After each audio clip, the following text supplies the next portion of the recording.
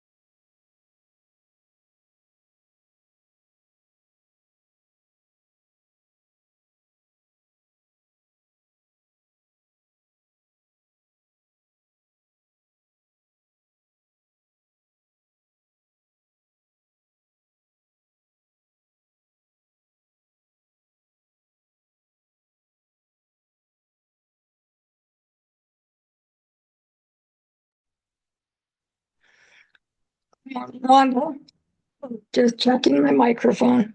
Can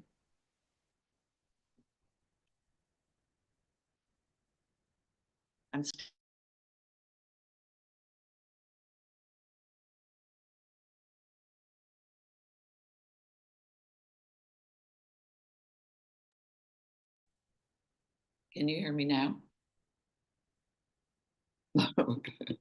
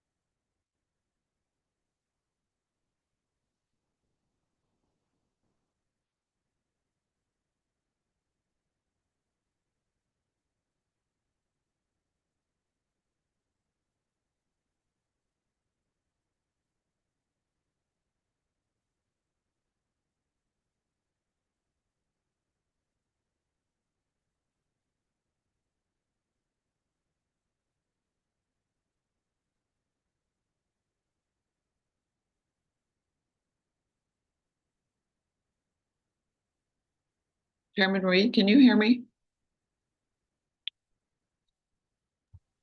We can hear you, Commissioner Quinn.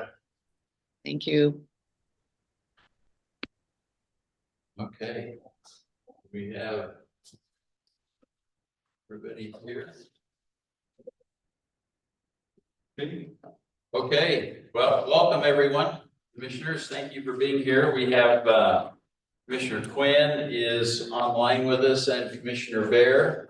We appreciate them being online. Commissioner Hollis is out of town. She's on something she had planned well before she was appointed to commission, so we excuse her. We'd like to go ahead and begin with our minutes removal approval. Also, all of you that are here with us, thank you for being here. You have the minutes from our last meeting, which was February 27th. Is there a motion on the minutes or corrections or changes? Mr. Chairman, I move we approve the minutes we presented. Okay, thank you. Is there a second? Second. Any further discussion? All in favor, please say aye. Aye. Okay, thank you. As we get into the director's report, I want to make just one note that there's an executive session later on in this agenda. We do not need that executive session, so that will be just jumped over when we get to that point. Director, go ahead. Yes, thank you, Commissioner, and appreciate you all and the time over this last period of time towards this meeting. It's been a heavy time with the legislative session going on during the same thing. And I will have to lead out that I apologize. People actually do look at the agenda that goes out. So the way we structured the director's report to have an update by Mr. Ryan underneath this was not to identify Mr. Ryan as the director, but That's a good call on your part. but it was nice to hear that a lot of people do look at the stuff we send out and actually review it, and we'll work on being clearer in how we represent things in the future, and I'll take ownership for that as we go. I think staff-wise, things are still put a lot of weight on the 3 staff that we have, and I will echo again the effort that they do on a day-to-day basis and all the things that come through this office. As we are working on both the transition, which I hope is successful today, of a new person dedicated to this agency, you should be very proud of the effort that they all put forward and have raised up over this last little bit. We do have one position that is still open and looking to be filled that we'll work on over the next month as well. other than that, I think the biggest things is gonna be discussion on the legislation and activities of the session, which I have Matt Reiber coming in later this afternoon to kind of speak on. So if there's not any specific questions, sir, I would keep my comments short. Okay, very good. Hey, Mr. Ryan, would you like to come up, please? And of course, it's the normal kind of thing. And you can just sit right here. Yeah. And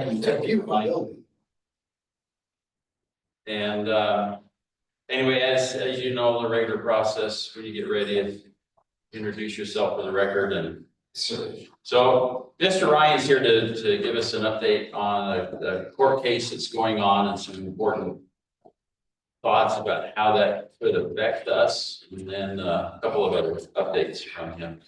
So thank you, Chairman Reed. My name is Terry Ryan, and I am the board chair of the Idaho Charter School Network, and that's really on behalf of whose part I'm speaking today. I'm also the CEO of the nonprofit Bloom that supports a number of charter schools in our state. But today I really am speaking to you on behalf of the Idaho Charter School Network. And we've been, we got drawn into this Supreme Court case because we are part of the National Alliance of Public Charter Schools as well.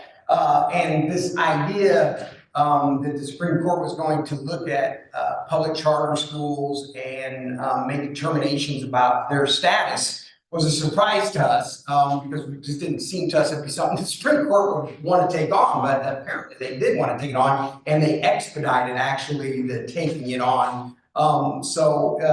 It is going to, all briefs have already been put in. I shared with you an amicus brief that we're a part of, and a decision should be made by the court. The court will hear in April, I think April 30th is the date, and then we should know by sometime in June or early July what the decision is. And the reason we got into this is because this really comes down to, there's a religious aspect and an establishment clause aspect of this. That isn't anything that's really that relevant to our public charter school partners, as much as the real issue for us is, are public charter schools in fact public, or are they a private entity? And so it's around that question that the court is going to get into. And I would remind all of us in Idaho, the legislative intent of our law is that charter schools are to provide opportunities for students, parents, teachers, and community members to attend, establish, and maintain public charter schools that operate independently from the existing traditional school district structure, but within the existing public school system. Public charter schools are hereby authorized as part of the state's program of public education, and they shall have equal access and authority to participate in all state and federal programs to the same extent as traditional public schools, irrespective of the instructional delivery method. Now that sounds like charter schools are public, and that is definitely the intent, I believe, of our legislature, frankly, legislatures across the country, that charter schools are in fact public. But that is being questioned, and the Supreme Court is going to hear this. And I'll jump in and try to take you guys through with some of this case emanates from Oklahoma. And there it was the Catholic Church actually proposed a Catholic online charter school. And it went through the process in Oklahoma, and in October 2023, the Oklahoma Supreme Court heard the case. And then in June 2024, the Oklahoma Supreme Court decided the attempt to open the nation's first religious public charter school was unconstitutional in that state by a 6-1-1 decision. The case was then appealed to the U.S. Supreme Court. And it's fascinating that they're going to hear it this year. I mean, at the speed at which this is happening is pretty amazing. We submitted an amicus brief in part saying that, look, in our state, we believe that charter schools are in fact public schools. And we also acknowledge that our state has made progress towards providing things like tax credits. And, you know, I personally been a supporter of public vouchers. It's a different mechanism for funding that we're talking about there. So for those who are supporters of more school choice, more parent choice, there are mechanisms available for that. the charter school route isn't one of them. That's the case that we're agreeing to. That's the side that we're taking, that public charter schools are in fact public. Implications of the ruling, I'll just give you a quick kind of take. You know, the Supreme Court says charter schools are private actors and therefore not subject to the U.S. Constitution. Charter schools will operate as private schools for federal constitutional purposes. This is how they can be religious because they are found to be private actors. Private schools under the federal Constitution and private actor schools cannot be required to be non-sectarian. So de facto, what was decided in Zellman v. Harris, case I know something about because I was in Ohio when it happened, it emanated from Ohio. What it basically said is that private schools can receive public dollars. The intermediary has to be the parent, however. That's not the same as having money go from the state directly to the school. There's an intermediary, and that intermediary is incredibly important. And in the case of Zellman v. Harris, the intermediary are parents. Chris Jorgensen, I think you know what I haven't come back, but I think I'm giving you the overview. I know your eyes are closer. How the heck can it be that charter schools aren't public? It's kind of hard to get your mind around that notion, but there's a distinct possibility that the Supreme Court will determine that charter schools are in fact not public. Now, I would argue, based on the amicus brief, based on everything else that's gone, they're public because one, you exist, you authorize them.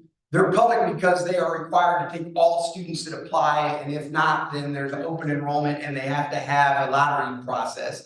They're public because they're required to take public assessments. They're required to have public audits. They're technically under our law and all state laws that have charter schools, you can close them down. Imagine trying to close down a private school because they failed to meet metrics that you guys agreed to accept with them. And so you know, we're arguing with the side that charter schools are distinctly public. If the decision is made that they are private, that then opens up a number of uncertainties in our state. Can the state continue to fund them as a public school? Would the state have to create an alternative funding system for our charter schools? Would our charter schools, this is a, you know, you guys know we've been involved in helping to launch public charter schools in the state for the last 8 years using federal charter school program grants. That would obviously fall by the wayside. So the resources available through that, would these schools be eligible for special ed funding? I mean, there's a number of things that pop up here. Issues for you, I think would be issues of approval. So imagine you have a religious institution comes to you and proposes a charter school and you guys decide it's not a good proposal. It doesn't work. You decide you're not going to approve it. Well, they can claim the reason you didn't approve it was because you don't like that religion. Or let's say you approve it in 5 years, they operate 3 years or 7 years, whatever we're at now, and they don't operate well, and you decide to not approve. Well, did you not approve because it raises a number of thorny issues? I'm throwing out some ones that I hope capture your attention.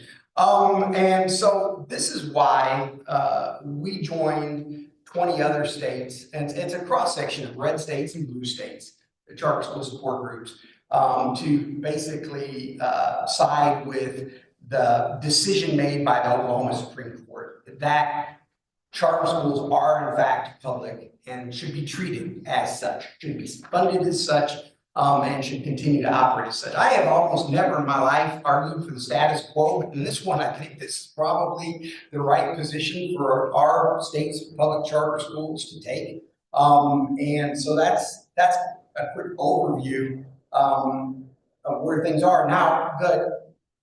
It's fascinating to me. There's 4 million kids in charter schools in the United States. This is really going to come down to one justice, and that's Justice Chief Roberts. Justice Amy Coney Barrett, she has recused herself because the group that has led bringing this case to the Supreme Court is based at Notre Dame. This puts me in a worse spot. I went to 12 years Catholic schools. I was Catholic school, you know, so I love Catholic education, but that's a different domain than this domain, is what we're arguing. But the Notre Dame is arguing that basically there should be no, differentiation between the private schools, and, charter schools. And so what that means in practice is that Justice Amy Coney Barrett has recused herself from the case. There's gonna be 8 justices, a 4-4 tie. So, and that really comes down to, looks like what Chief Justice Roberts decides. A 4-4 tie means that the decision of the Oklahoma Supreme Court is upheld, and law defaults back to that, and basically we're all back to where we were at like right now. Okay. Questions? Yeah, please. Thank you, Chair. Terry, and look, and maybe we'll get to this later as we get into where the legislature went. How does that then begin to impact on a state like Idaho where we have the Blaine Amendment as part of ours?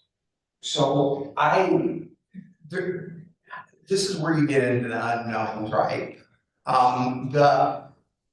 There would certainly be, I'll give you an example. There's a group that's pretty vociferous that's been claiming for many years now that charter schools in our state really aren't public because they don't have elected school boards, and therefore, I suspect you have groups that would jump at this and try to take, build on the US Supreme Court decision to make the case that in fact, Idaho public charter schools are not public, and then they would raise issues. What those issues are that they would raise or how they would be raised, I mean, it's pure speculation, but so you can imagine.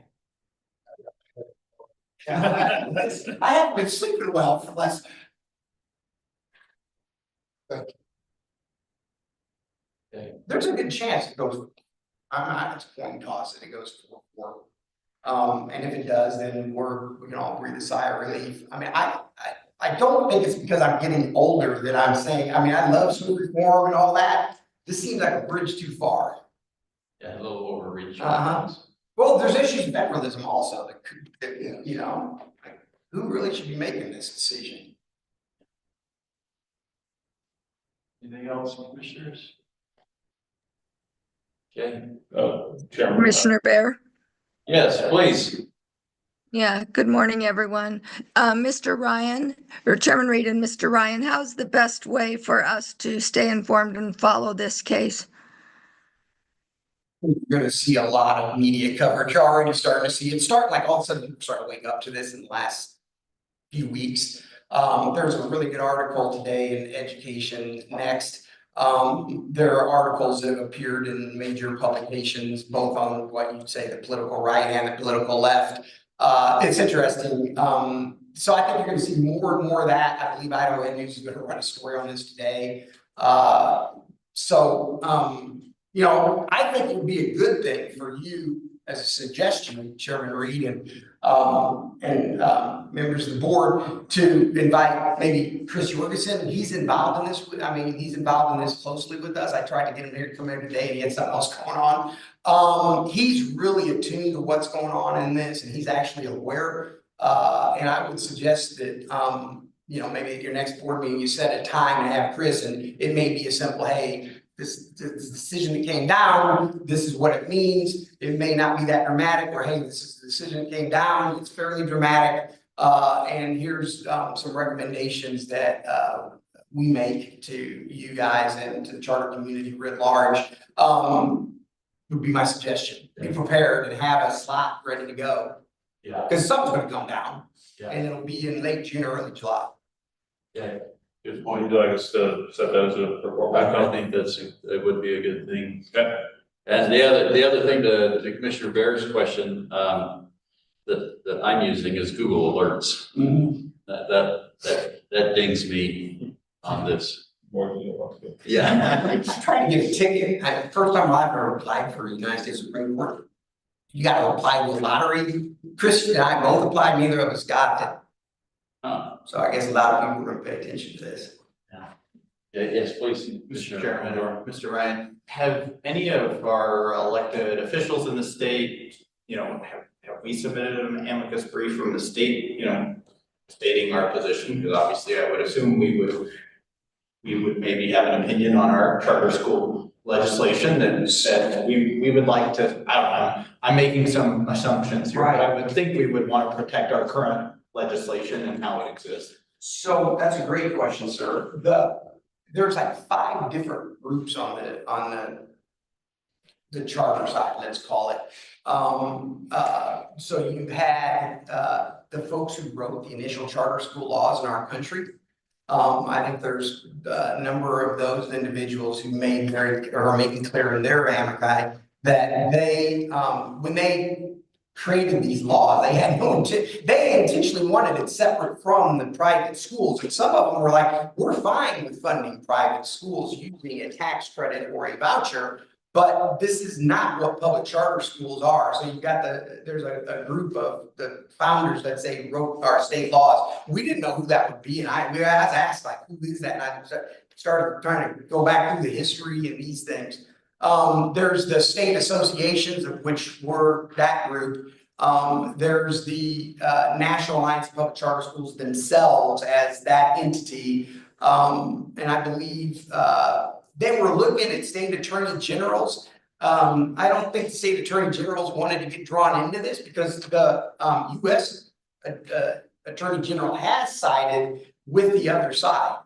And so it's a difficult one for red state Republicans because a lot of our friends are taking a different position. I have people that I've worked with have taken a different position. And so we've taken this position because we really do believe public charter schools are public. We believe that the structure that has been created in our state, as imperfect as all these structures are, is a pretty good one. We believe that our schools and our students have benefited from this, and our families have benefited, and we think it's a risk of going too far to really try to radically change it. So I don't know if I answered your question. I don't know what our attorney general here, if he were asked, I suspect he might take the other side. I don't know, I don't think governors are saying anything here. I didn't think you guys wanted to be drawn into this. There was a big conversation about the Idaho Charter School Network and whether we should even take a position. It felt like, you have to. This is too big to just sit on the sidelines. But we're not politically appointed. I'm just being honest. Okay. Thanks so much for keeping track of this for Yeah, I us. appreciate you guys. Thank you. And you got some other news. Well, so I think it's time that our charter school sector has grown significantly. You guys know this. One of the statistics that I stumbled into, I did it, in the last 10 years, our public charter schools have created more new school seats than all 116 districts combined. And even if you take out the online schools, it would still be close to that reality. And so that's my right. So we realized that there needs to be a full-time person and organization committed to the work of not only working to deal with public policy issues around public charter schools, but one of the things that I've not done is to actually communicate out to schools across the state what's going on. I mean, there's a lot of interest in what's going on, and a lot of schools have questions, and there really hasn't been a dedicated organization that can respond to all the things that people want to know and the questions that they have. And so we felt that it was time, and I say we, as the board of the Idaho Public Charter School Network, and we launching an organization called the Idaho Charter School Association, all these different names. Someday it's just going to be the Idaho Charter School Association that people are talking about. And that's the vision of this. And there's a woman who's an outstanding educator. We had a great group of people apply. I think we had people from 7 or 8 different states. We had a search firm involved in this, had some great people within the state of Idaho. It was a difficult decision to make, but we landed on Nanette Lehman Merrill. She's currently operating a gym prep school. She's helped to launch 2 schools in Idaho. She was Educator of the Year in Oregon. She was involved as Deputy Superintendent in the Oregon Department of Education. And she also brings a kind of a business sense and a entrepreneurial spirit to this, which I think is important. We think is important in the Idaho Public Charter School space. Not only is she an educator, she knows what happens in schools. She also understands that the schools are in a competitive environment, compete as businesses as well as public schools. And that's awesome. This is not official until July. We're going to announce it in May, but I thought just since I'm here and I asked Annette if it was okay. I've got her resume. If you guys haven't seen it, happy to share. Think it's a great addition. Think the time was right. We've just gotten big enough where you need somebody this is a full-time job, is to advocate on behalf of all public charter schools. I've been in this weird spot, because we have a federal grant. I mean, Okay. Any questions for Mr. Ryan? Okay. appreciate you. Thanks so much for being here. Yep. Mr. Sorry to Ryan. hit you out, hang out with that guy. I know you talk about stuff I care about. We appreciate you and taking the time this morning. I know you've got a full day, so thanks for taking some time with us. And you guys been, I hope you feel good about what we've done together over the last decade. We've done some pretty cool stuff. Yeah, we have. I think for kids and families, and I think there's more, there's some really interesting conversations going on there. It's Idaho's doing really well with their education choice and that kind of thing, and you've been a real driving factor in all of that. So thank you. But it's only possible in partnership with you guys, right? So thank you. Thanks so much. Good luck in next meeting. Yeah, thank you. Take care. Okay, next on our agenda is the consideration of a new charter school application. At Virtual Academy. Director, let's start this for us. Yeah, definitely. So we get into this. I know this is one that's been up many times, or not many times, but it's been in review for a while, and the team has worked pretty hard, I think, in trying to evaluate this and bring it forward to you all. So I believe Trailhead has a presentation, so I'll hold some comments and let them come up and present, and we'll add some detail as we go forward.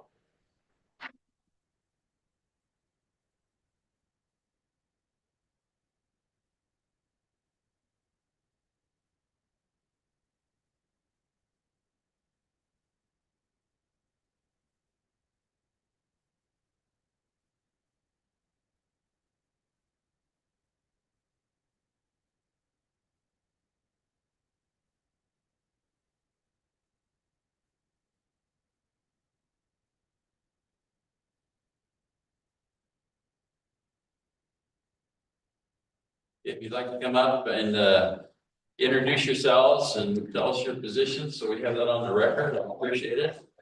Thanks, Chairman Reed. Thank you for the opportunity. It's a gorgeous day and it's beautiful to get the chance to come back to you in the springtime. It's good and the sun is shining and the sky is blue. I am Sonia Howerton. I'm the president of Trailhead Virtual Preparatory Academy. Online, we've got Karen McGee, who is our vice president.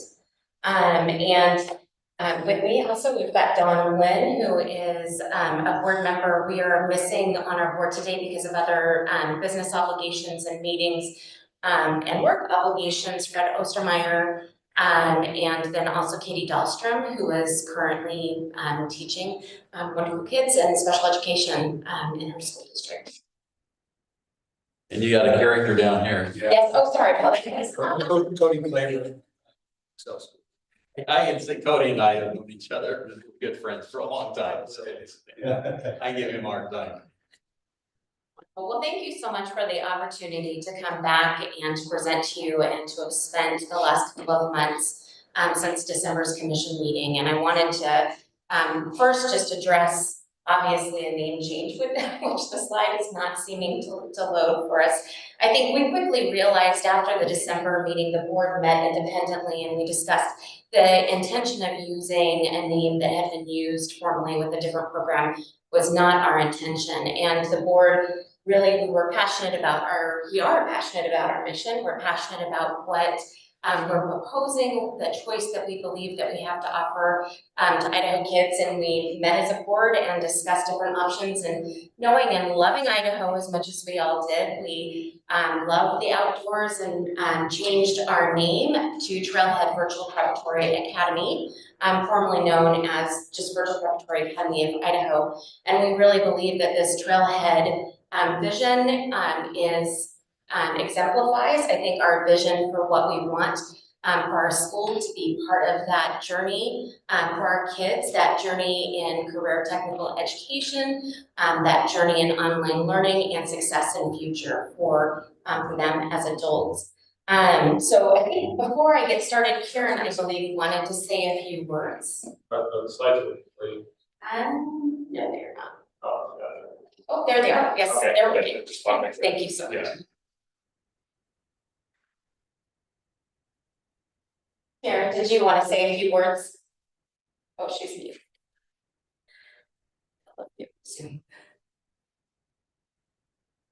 Yeah, well, we can certainly. Let's go ahead. Yeah, we can come back and give her more opportunities to say a few words.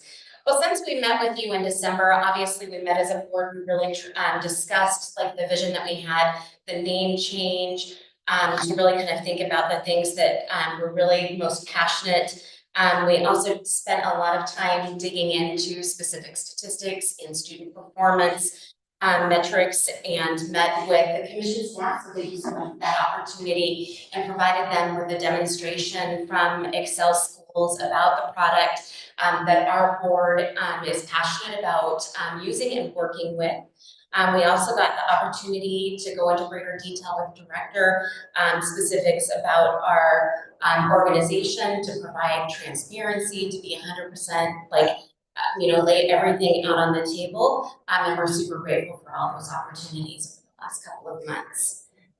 When we had left in December, we felt like one of the biggest questions was really around the curriculum and the ecosystem that our board is super excited about having access to through a partnership with Excel as an education service management platform. And this obviously, this suite or this ecosystem of resources, tools, curriculum is something that is far superior than we felt like we would ever be able to offer if we were to start out without any type of relationship. Felt like we would be so far behind the 8 ball that didn't want to open a school or propose opening a school without knowing that we had what we felt like was going to be the very best option, the very best opportunity, and to provide the best student satisfaction, the best experience for our educators that we hire, and for all those different things. So within the Excel ecosystem, when we look specifically at their services, they provide a suite of foundational tools and software that are going to set the school up for extreme success, to be able to do like the data capture, the management using known educational tools like PowerSchool, Canvas, not to read all of those for you because I believe you've gotten the slides in advance, but then also to couple that with a solid set of curriculum, a great lineup of curriculum tools, and then also I think what is super important is the additional programs and services that will be accessible through that whole AMP ecosystem to be able to provide additional remedial services, including using BrainPop and iReady, and all the other different tools that are on there. And if we were to start on our own, obviously we would not be that far down the road without these tools. And we know that at that core of the ecosystem and looking at the data systems, we're using systems within the Excel ecosystem that are really going to set us up for success with Salesforce, with PowerSchool, with Canvas, with all those other tools that are on there that are going to be the data hub of the whole ecosystem that are going to inform us as a board on how our school is performing, how our teachers are performing, but not only that, but how our students are performing and how we are doing at meeting our goals and objectives in setting our children up for success and making sure that we're providing the best opportunities for our students to be the most successful.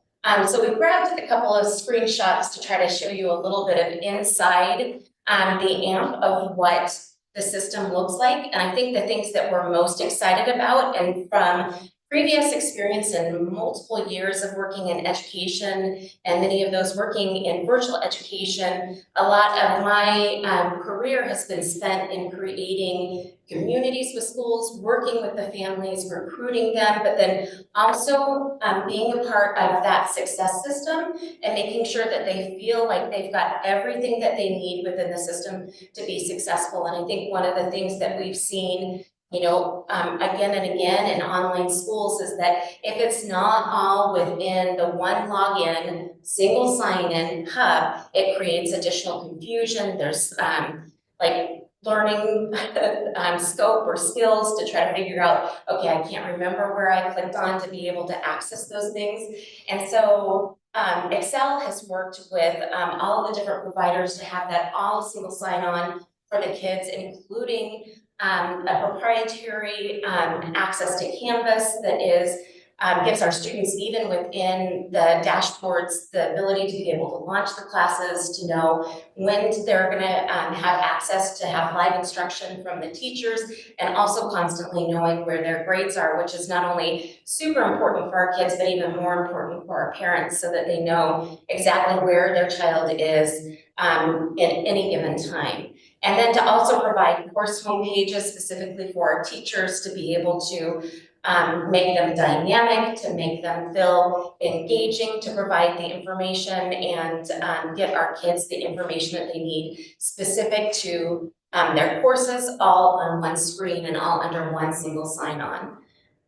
So the curriculum, if we are to highlight specifically the curriculum that our board gains access to through this partnership with Excel, obviously Excel has their own set of curriculum that is the AMP, that stands for Excel Management Platform. Their AMP curriculum, but also Strong Mind, the Accelerate Education, E-Dynamic Learning, the ICED, and the FlexPoint Education. And if we were to look at those specifically based on, sorry, this is an eye chart, and that feels so far away, but that if we were to look specifically at the curriculum based on areas, I think the one thing to really point out here is that AMP specialty within the curriculum and the mapping that we're looking at is that AMP really focuses heavily on their curriculum being for kindergarten through 8th grade. And then in high school, the majority of the core comes from the Strong Mind curriculum, but that we've got all these other curriculum providers with Accelerate Education to provide electives, to provide honors programs when we get into 6th grade and higher, but then to also look at CTE curriculum to be integrated throughout all curriculum, because we want our kids starting in kindergarten to have those conversations about career technical readiness education, and for them to feel like they're prepared to be, for graduation, whether that path is to go on to post-secondary or to go directly into the career field. So CTE is baked into all of our curriculum, and then of course, as we know through iReady testing and short cycle assessments, we anticipate doing short cycle assessments within our school year to make sure that we know exactly where our kids are succeeding, where they're struggling, where we need to provide additional support and services. And through that AMP ecosystem, we have access to additional resources through iReady, iExcel, BrainPop, Newsella, and then Khan Academy, which makes me super excited because I know that I've been in many educational environments where we found our teachers searching for those resources to be able to provide that remedial education. And through our Excel partnership, we get that all baked into that ecosystem and the commitment that we want to have to our families and also to our students. The great thing also within the AMP curriculum is that we gain access to a very robust catalog of courses. Excel's catalog is hundreds of pages, and it's full, or 63 pages full of core courses, electives, honors, AP courses, and CTE courses that if we had started without potentially looking at a partner that would meet our vision of what we want for our school, we would be so much further behind in what we would be able to offer to our families without this partnership. So what really sets us apart at Trailhead is the passion for career technical readiness education at all grade levels.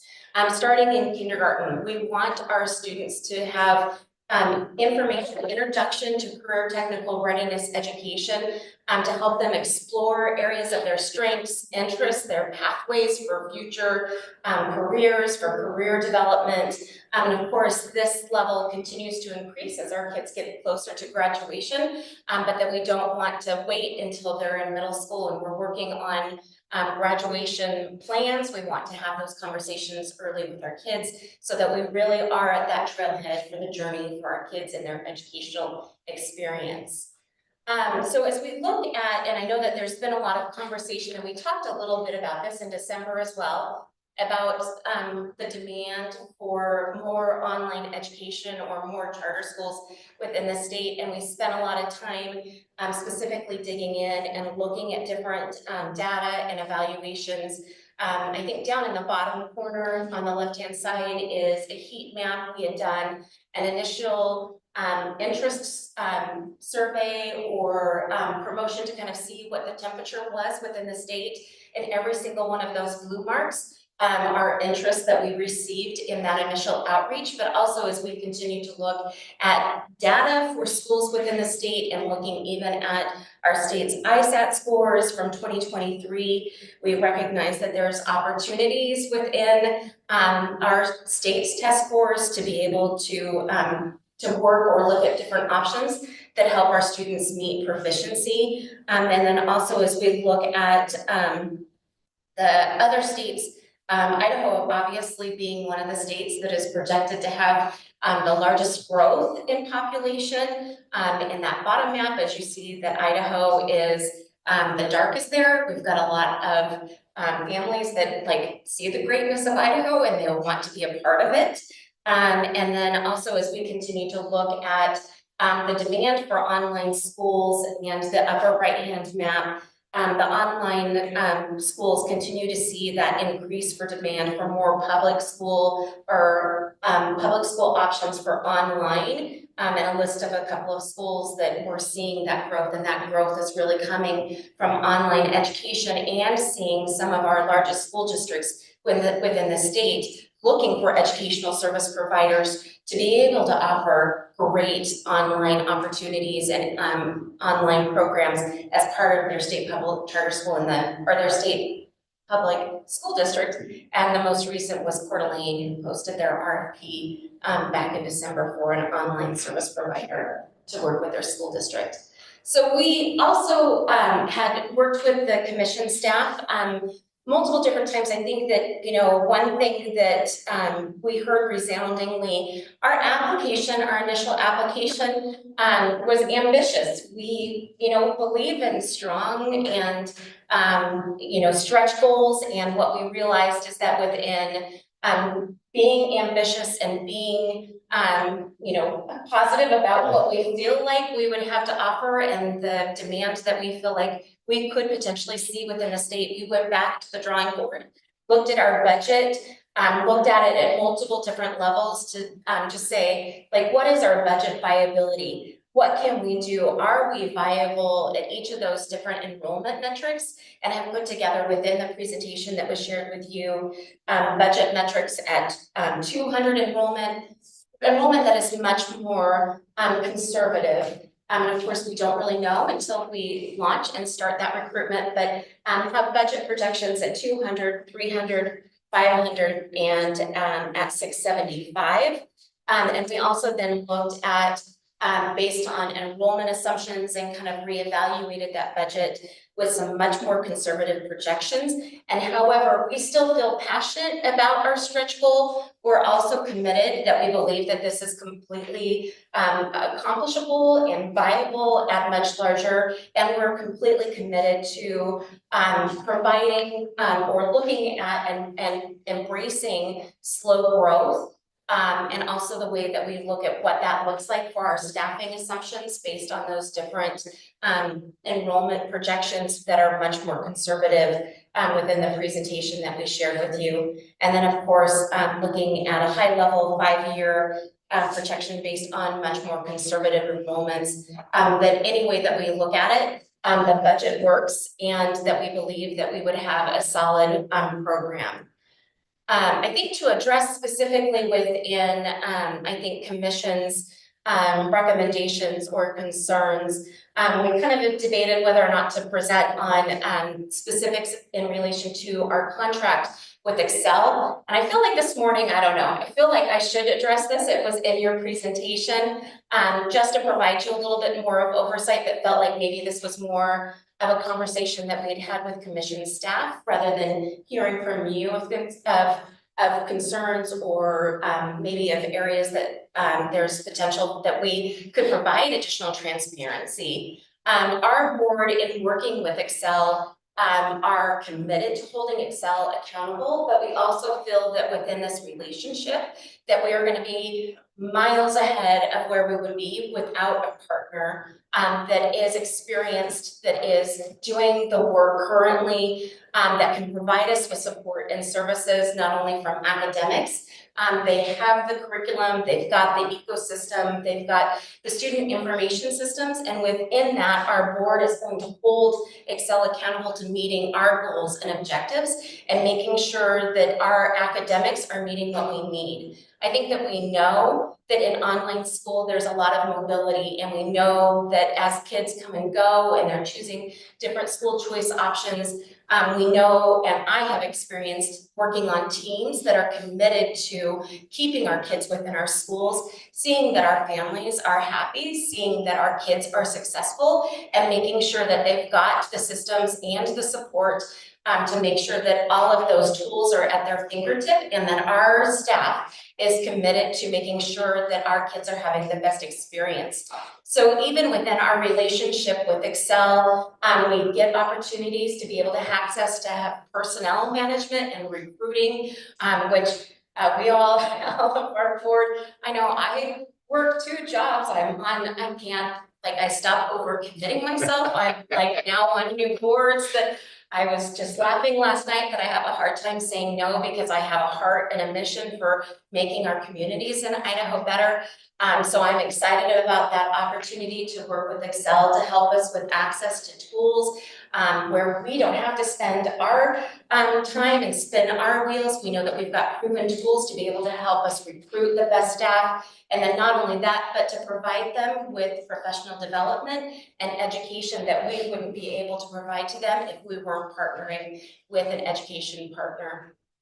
So then also looking specifically in financial management, I think one of the great things about working with Excel is that when we do find our people, we find our head of school, we find our amazing teachers that are going to make a difference within the state, that we've got Excel to be our partner to help us with financial management, with grant applications, with state reporting, all those different things. And our staff, our head of school, our teachers get to focus on the kids. That we know that we've got the support system that is going to set us up for success because they know what they're doing and they have done that before.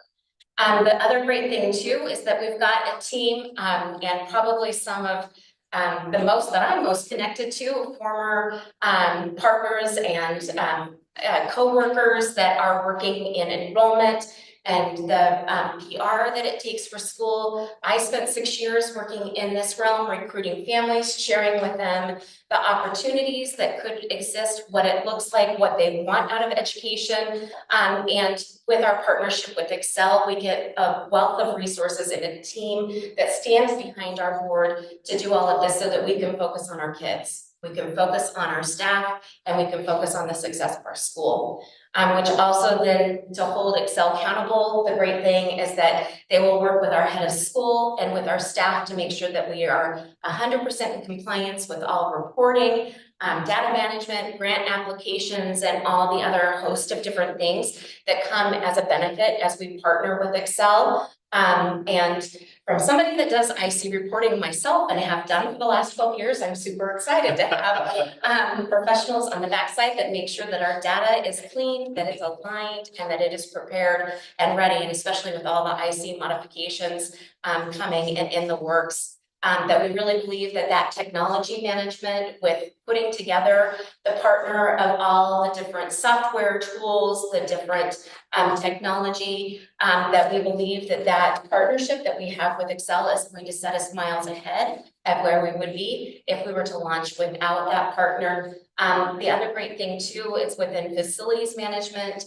they've got different partners that will help us to make sure that we're not stumbling along that process, potentially making faux pas and not looking at the minutia when we're looking at the contracts about where our facilities will exist, those contracts, the obligations, and we've got the partners back behind us that are experts in all of those different areas to make sure that as our board, as we make decisions, that we've got the partners that are helping us to make the best decisions. So when we kind of look, and part of that conversation that we've had over the last couple of months is how do we measure success with Trailhead in comparison to either Idaho public schools, or I know that there's been a bit of back and forth specifically about comparing other Excel schools. I think what our board is passionate about and what we would passionately ask you to consider is we're Idaho. We would like to be compared with Idaho students, and we don't know what we don't know until we get there, but we do know that we've got the systems that are set up to make us successful. We will have access to iReady that will give us short cycle assessments to know exactly where our students are. We've got great technology systems that will help us to collect the data better than other schools could be able to tell, that will give us the indicators about engagement and success of our kids as they enroll, and not later on when we recognize within other assessments that we've got problems. We'll know from the beginning where our kids are, where they're performing, and we'll have supplemental curriculum to help our kids get back up to speed if we recognize early and can provide interventions early, because we've got the suite of tools to be able to make sure that our kids are successful. Our goal at Trailhead is to provide success for our kids, and we have plans for success teams to work with our students, because we know in online education, the key indicator for a success of an online student is engagement. And the only way to measure that engagement is through the data tools that are showing us they're logging on, that they're completing classes, that they're doing the work that they need. And then also, as we provide additional surveys for feedback opportunities, we know that through satisfaction surveys with our families, as they tell us the things that we're doing right and the things that we could be doing better, and we adapt. And we, as a board, work with our staff to make sure that they're doing those things to make sure that our students are successful, because that is our goal and our mission. Additionally, as we look at different metrics that could be provided in initial years of our charter, we recognize we don't have year-over-year performance metrics, but the one thing that online schools have is a wealth of data.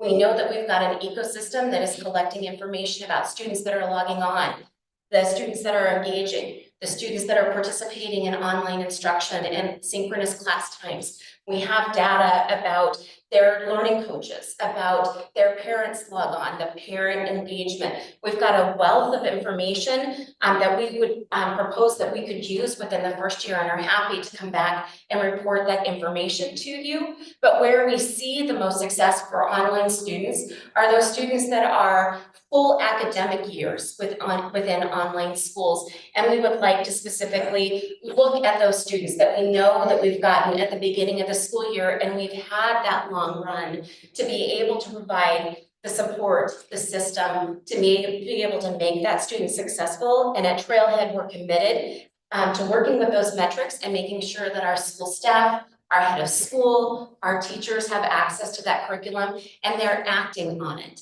That they're doing what is right for our kids, and that they're working hard to make sure that our kids are engaged in online education. So we propose some additional performance metrics that may be non-conventional, because we don't have year-over-year metrics on Idaho students yet. Trailhead hasn't operated. We don't have last year metrics to show growth, but we are committed to providing transparency within our student data if the commission should so request, to show you that we can make a difference. That the time that a student is in online school, and as a former parent with a student or students that have graduated online school, we know the longer that the students are in online school, the longer that we have to work with them, the longer that we have to provide those interventions. We can provide much more successful students the longer that they're enrolled with us, and we're committed to providing systems that set our students up for success and to provide a community that makes our families and our students feel engaged in the outcome and the mission that we have for school. With that, I did want to pause to see. Now, why don't we just kind of wrap this up real quick so we can get to some questions Yes, to you? perfect. Okay. Questions, commissioners? Commissioner Henry, please. Mr. Chairman, I looked through your application last week and I'm a little perplexed because this seems to be an application, a work in progress. Because in there, it listed your anticipation that you'd see 1,000 students at year 3 and 2,000 year 5. And now you're saying 600. That, am I correct in that that has changed from the original application? Please. Sure. If I can add some context to that, Chairman, as we work through this, and the concern being very direct that 2,000 might not be a realistic projection from our staff's evaluation. My engagement with the team here was to make sure that they could provide reality of, you know, levels of engagement to that. So I wouldn't say it was them being not finished, but my pressure to say, provide some maybe more detail so that you guys can vet that against, you know, kind of what a practical view at different levels was. So that was a request from me of them to provide that detail to you. Thanks, Sheriff. Mr. Chairman, follow up. Also in your budget, that I looked through, they listed a line item, you listed a line item that said board of directors with a cost of $61,000. Are you saying that your board is going to be compensated? Later on, you then identified the board of trustees as volunteers. So again, I'm perplexed by the conflict there. What's the $61,000 for a board of directors? Sarah. Sure, Chairman and Commissioners. I think that specifically to the budget, that was an area that Mr. Ostermeyer was specific to, but I think that to answer your question, our Commissioner, I believe that the budget incorporates elements for us to make a commitment, for us to, there's going to be some startup expenses as we join with the Idaho School Board Association, for us to get training for our board, to be an engaged board and to do those different things. I can't speak to the specifics of what contributed to that particular line item, as it was not my particular area of expertise, but I know that as we look at that budget, that it is, of course, dynamic, and that we will make decisions based on the budget that are in the best interest for the school, and we'll put the most money that we possibly can to educating our kids. Follow up. Yeah. The state. Henry, Yes. did they answer? They didn't answer your question for me. Well, it sounds like it's in flux. Are the directors going to be paid, No, correct. compensated? It's a yes or a no. I apologize, Chairman and Commissioners. No, the directors are not paid. We are all volunteers. The state of Idaho provides $6,100 per board annually for authorized training, especially through the Idaho School Boards Association. So you'll be able to have that. I looked through, I went through it twice and it's rather lengthy. We currently have 8 online or virtual charters. We have the majority of the school districts now are providing virtual classes. Boise does, West Ada does, Idaho Falls does. We have every university in Idaho and some outside providing high school kids virtual classes.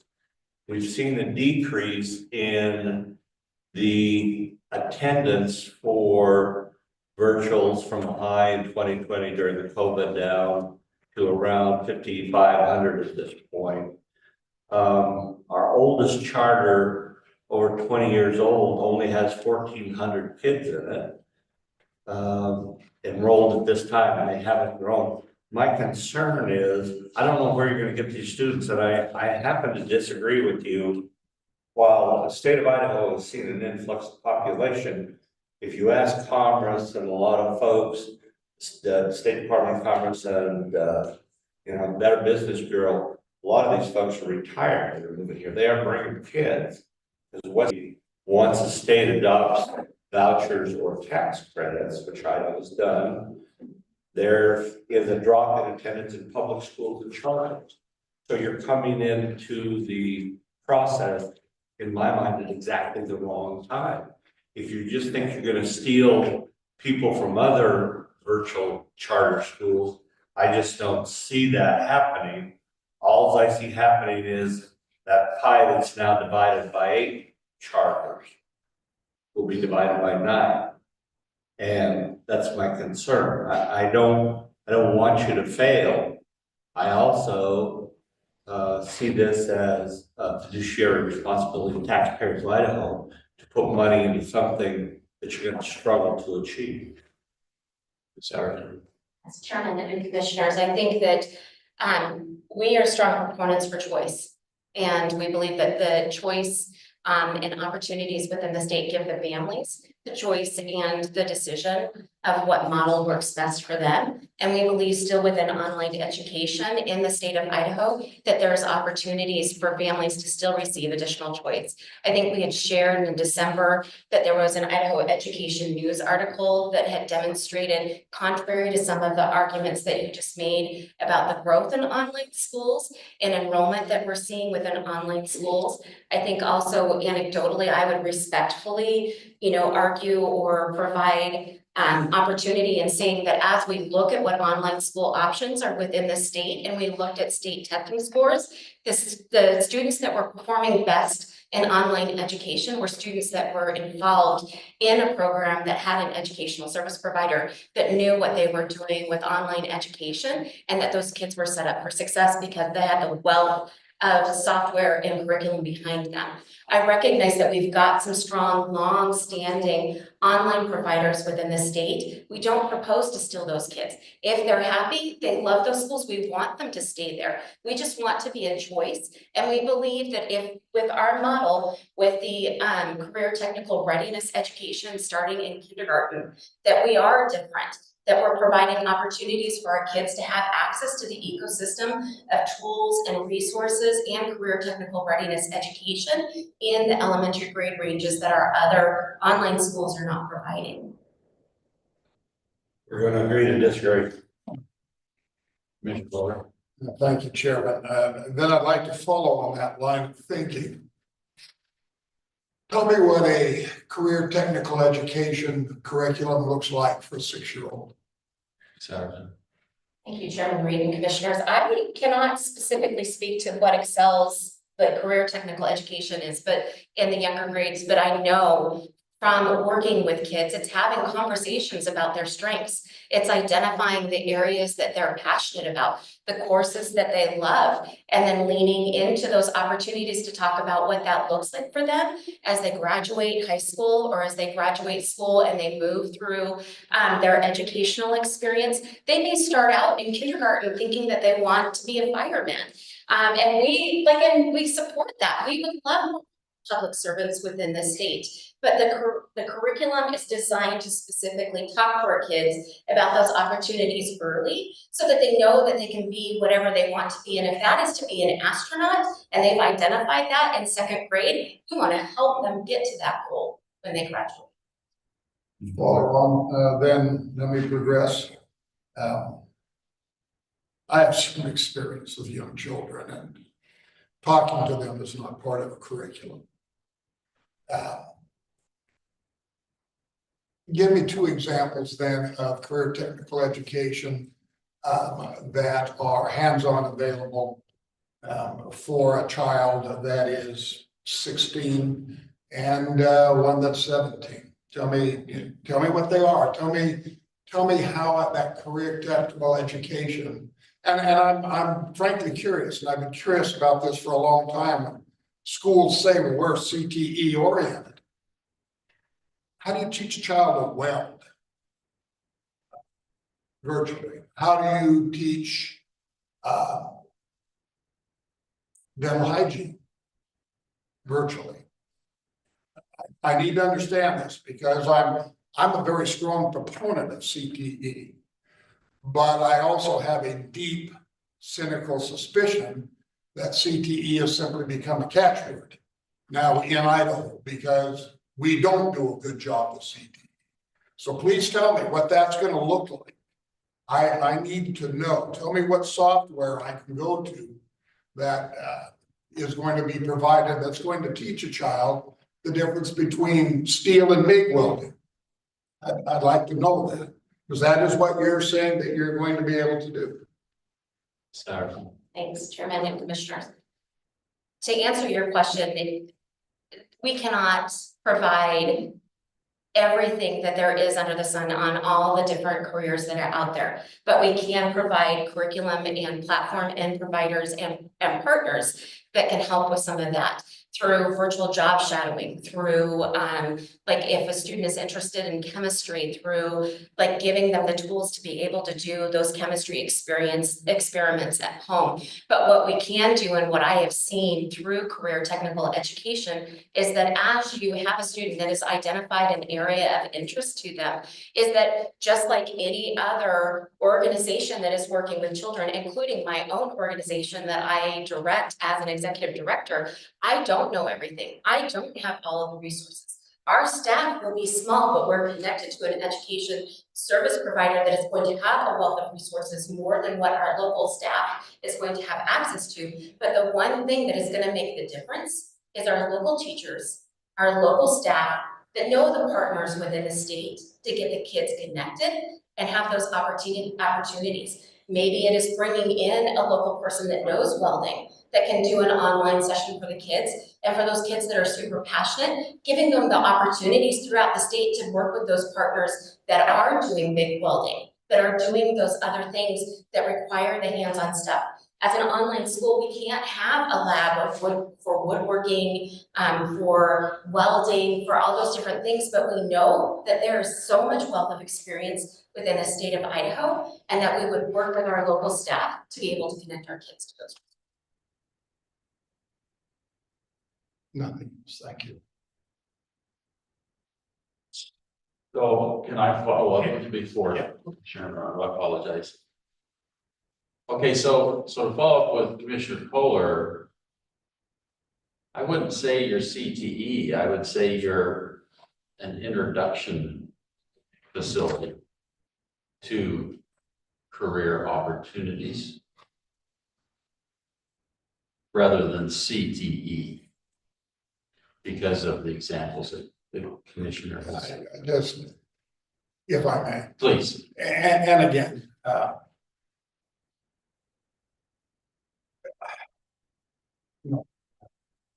Right. And I'm not saying that's a bad thing. I'm just saying, I think we got to look at this in the reality of it. You know, is there some innovation here?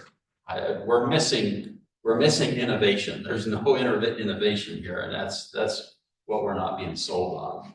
So, Commissioner Commodore, please. If I could answer that question, if you don't mind, because I felt like there was kind of a question in there. To be direct, we haven't even launched. So we don't know what that looks like yet for us, right? What we're proposing, we can't tell you exactly what that looks like for our high school students that we would want to do hands-on stuff with, because we're not there yet. We're not doing it. We don't have the students. So we can't, I don't know that I would respectfully disagree that we're a CTE introduction type school because we're not there yet. We don't have the kids. We don't have the classes. We don't have like state locations for our kids to be able to come to go to those different things and to provide those opportunities. So I would respectfully disagree with that. there's no vision, there's no plan, there's no path to get to accomplish where you want to be. Maybe I can jump in here. Please. Sure, Marie. There will be pathways. There are pathways that will lead towards certifications. There will be a career technical education coordinator who will be working with families, with students to create those connections within the communities. Welding's a very specific one, but there will be other or more technically related certificates that students that we have curriculum and we have courses to suffice certifications, and then allowing also students to either job shadow or actually become employable.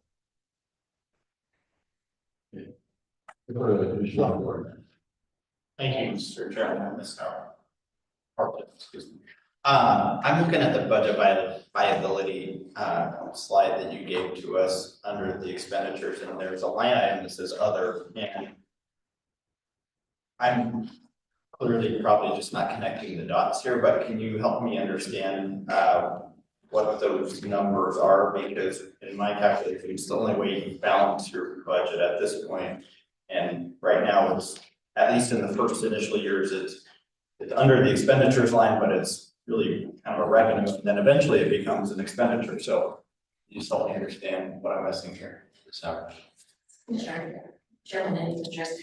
I think, and we spoke to this a little bit in December, that partnership that we have with Excel is also a commitment from Excel to the success of the school. And that other line item is part of credit vouchers. They will be delivering 100% of the education model, like we just detailed to you as well, through providing the online systems and other things. And part of that commitment in the relationship, and we've discussed with Chris Jorgensen as well, is that there is a commitment from Excel to make sure that the school maintains its viability in some of those early years. It may potentially look like a credit voucher in our invoice from Excel schools, and that's the other. Mr. Fuller.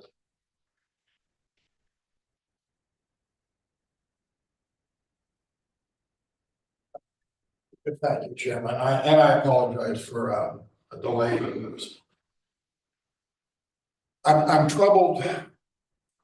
I am troubled when you say that, well, we don't have anybody yet, so we're not quite sure what that's going to look like. So I guess an example I'd like to then help to understand would be, that's like saying we're going to offer a classical education, and which would include Latin. Go find a Latin teacher. So therefore, are you not going to be able to offer Latin? I'm just bothered by that statement where you said, well, we really don't know because we haven't. And to use something that's beat to death, but I think it's valid. Well, I don't know what's going to be in the law until you read it, but we got to pass it first. And that bothers me, that, well, give us the taxpayers' money, and then we'll kind of figure out exactly what it is that we're going to be able to do. And that just bothered me. So that's what I needed to say there. Yeah. Commissioner, Chairman and Commissioners, can I respond? Okay. I respect and recognize, I think statements like that are bothersome to me as well. And especially when we're looking at like the state of Idaho and conservatism. I think that what I would say in response to that, you're also talking to a passionate president that has been working on this application for 3.5 years. I am not the head of school. I don't know the nuances of the curriculum, and so I most likely didn't answer that question as well as I could have. Commissioner Quinn or Commissioner Bear, any questions? Mr. Chair, I have a question. I understand the role of Excel, Can you tell me what is the domain of the board outside of your contract with Excel? Ms. Howard. Chairman and Commissioner, thank you for the question. Our role is the governance of the school. We will review the contract and what we're hoping to receive through our commitment, or what we insist on receiving through our commitment and obligations with Excel, but also to make sure that our head of school, that our staff, that our team is committed to the success of the kids and holding them accountable to making sure that they're successful. And then we also hold Excel accountable for making sure that our staff and our team are well trained, that they know the nuances, that they know exactly what they should be doing to make sure that the vision that we have for our school is being carried out the way that we would want it to see carried out. Thank you.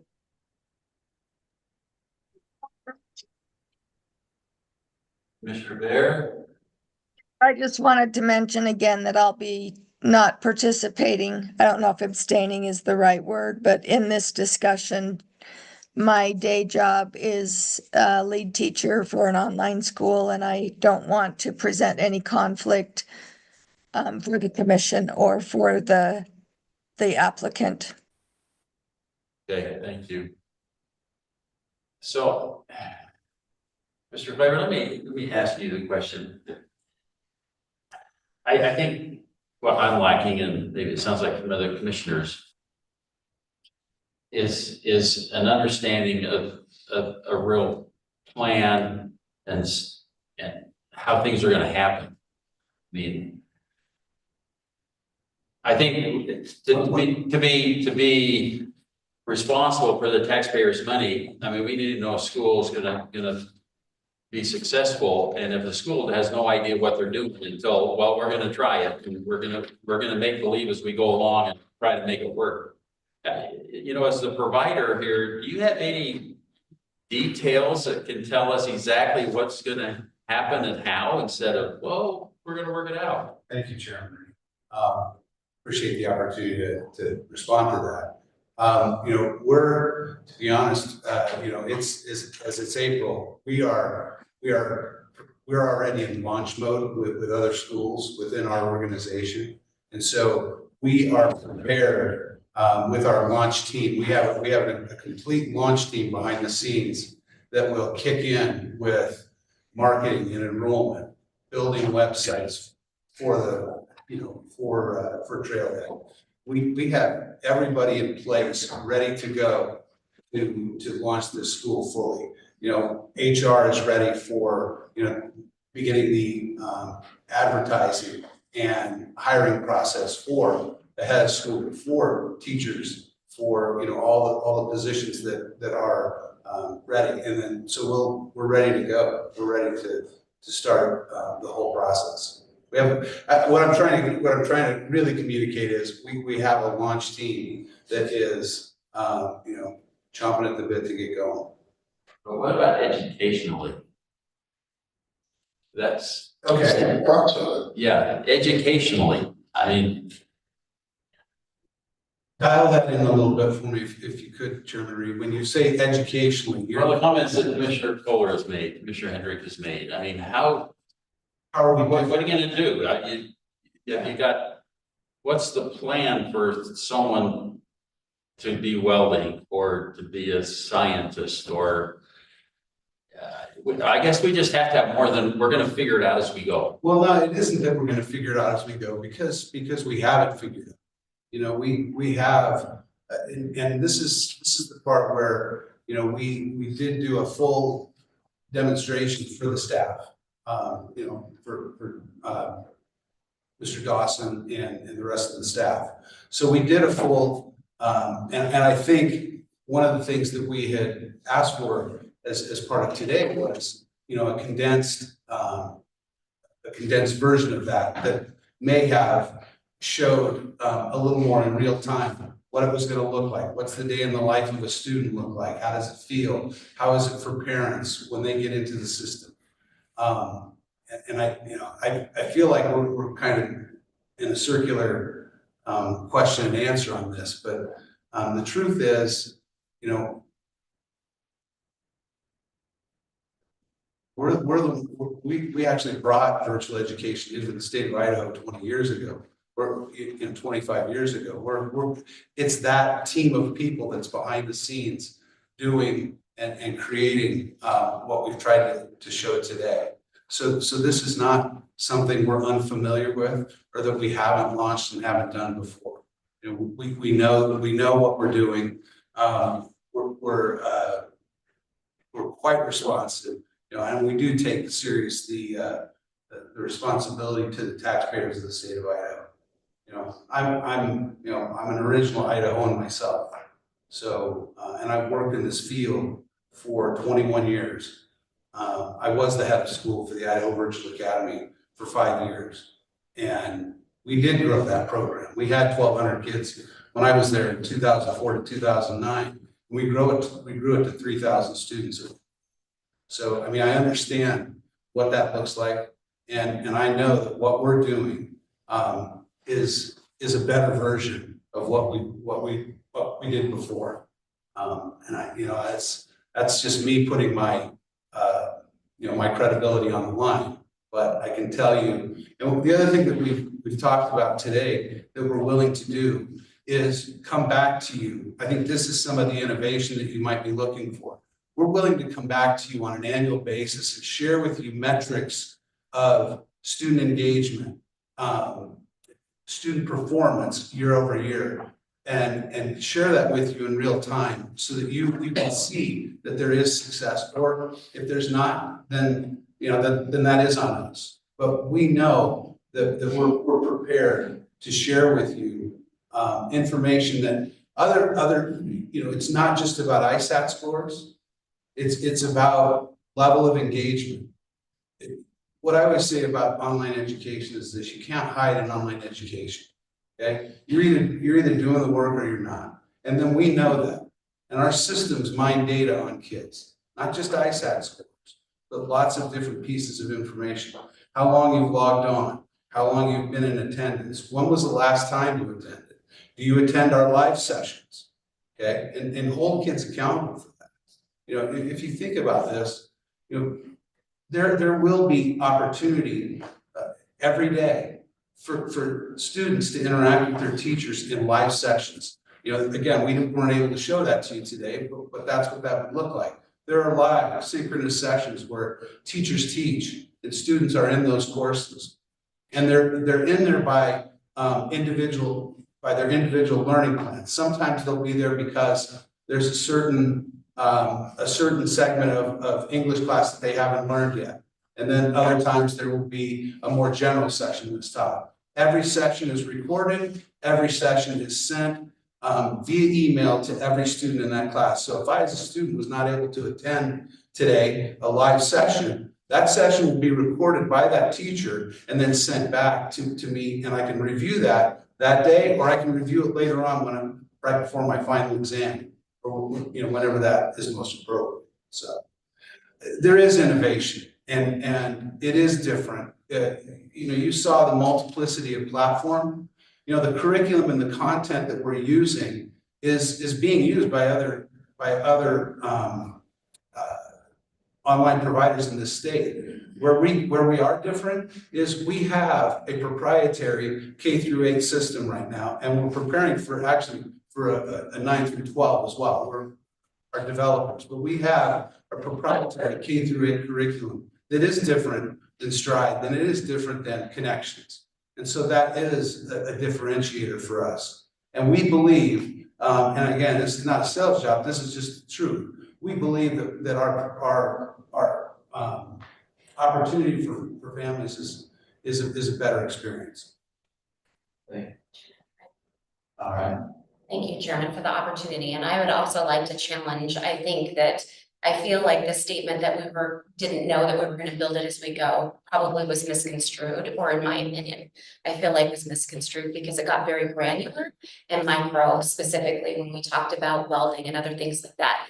And I think in any school that I've ever worked with, as you know, those individual students, that those teachers that are passionate about those kids are looking for those opportunities to figure out how you meet that specific micro thing. But what we know is that we've got strong curriculum, that what we're gonna do, we're gonna get them into proven curriculum that is gonna set them up for success, that is gonna educate them on the core concepts, and that we have the curriculum back behind, that once our students are locked in and we know exactly what they're doing, we've got the data to be able to be adaptive to meet the needs of those kids.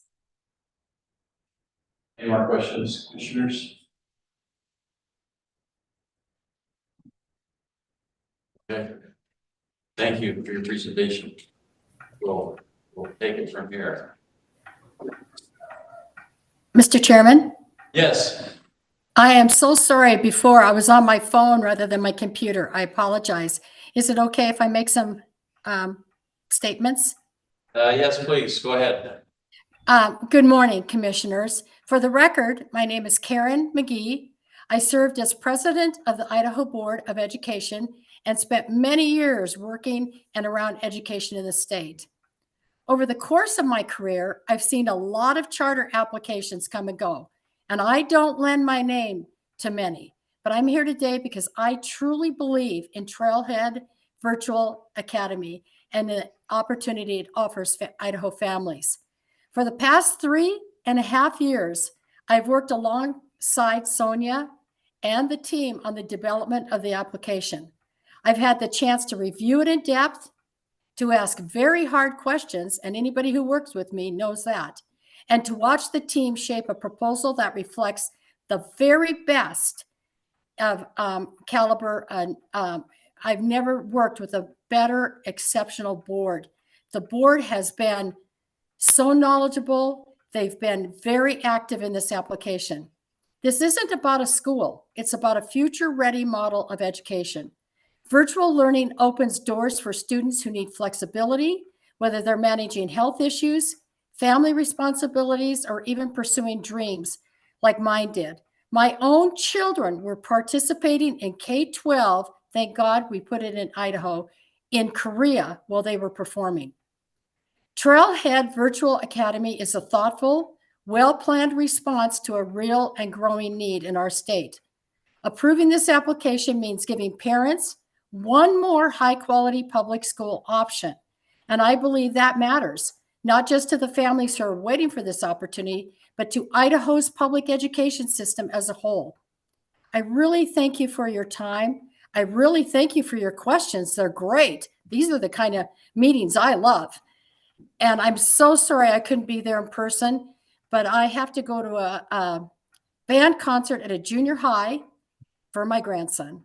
Thank you so much.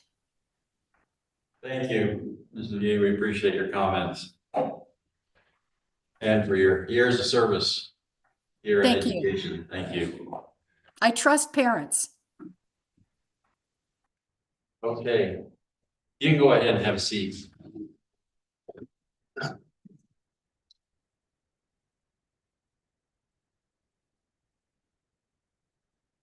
Thoughts, commissioners?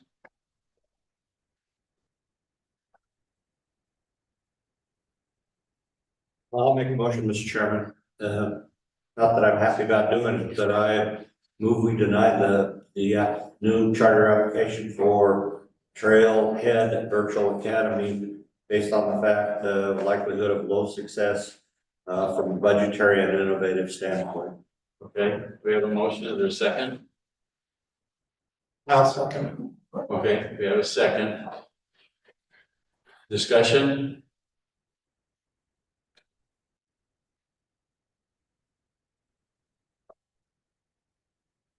One, Mr. Chairman, yes, please. I guess I would like to comment in the fact that I think over the years, our process of our approval process and review by our staff of proposals has improved dramatically since I've been on this commission since 2011. And what we want to do in this process is to really identify for schools areas that we think are in need improvement so that they really do flourish when they start. And I believe everyone's done a wonderful job in preparing this proposal, but based on our past experiences, if you have areas that by our staff's determination do not meet standards, it's just a sign to us that we just need to take more time to be able to work with the team to get the proposal and the plan to the point that they can meet our standards, and then will be successful in their launch. Okay. Also, just before we have the vote, just one thing to throw out there, the statute does allow us, you know, a 3-year trial approval. It states it's supposed to be innovative and novel. I'm not sure we have heard that today, but that's another opportunity if we wanted to allow them to give that a try. So any other discussion? Okay, the motion before us is to deny the approval of the charter, according to the indications that Commissioner Henrik has made. All in favor, please say aye. Aye. Those opposed? Commissioner Quinn, did you vote? Yes, aye. Okay. Okay, motion passes. Okay, thanks for being here. Sorry for the situation. Okay, let's take a 10-minute break here for a moment, and we'll come back in to the alternative framework update.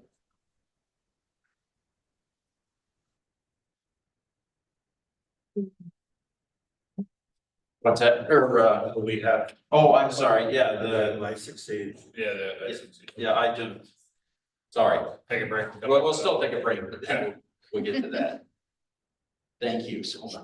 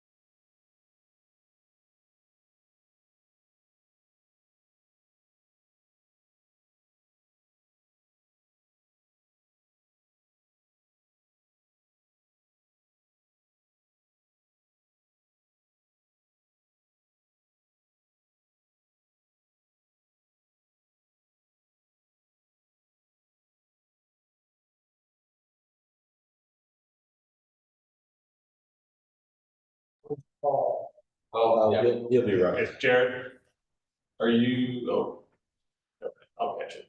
We're on now.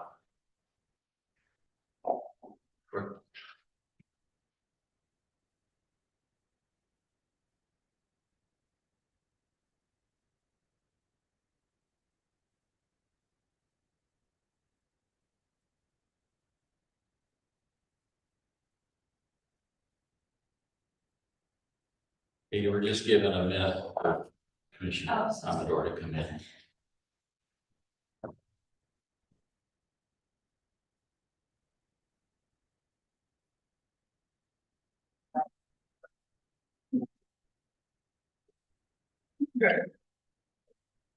you know, while I just, I do too. I do.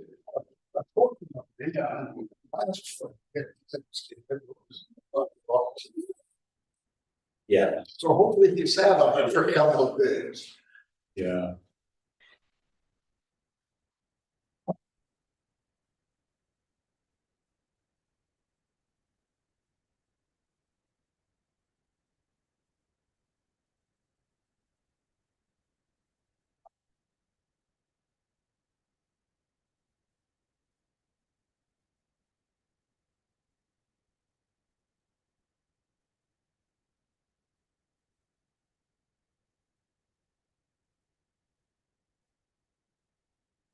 You guys need it while we're waiting. Is it right here? Okay. Okay, hey Wanda, can you hear us?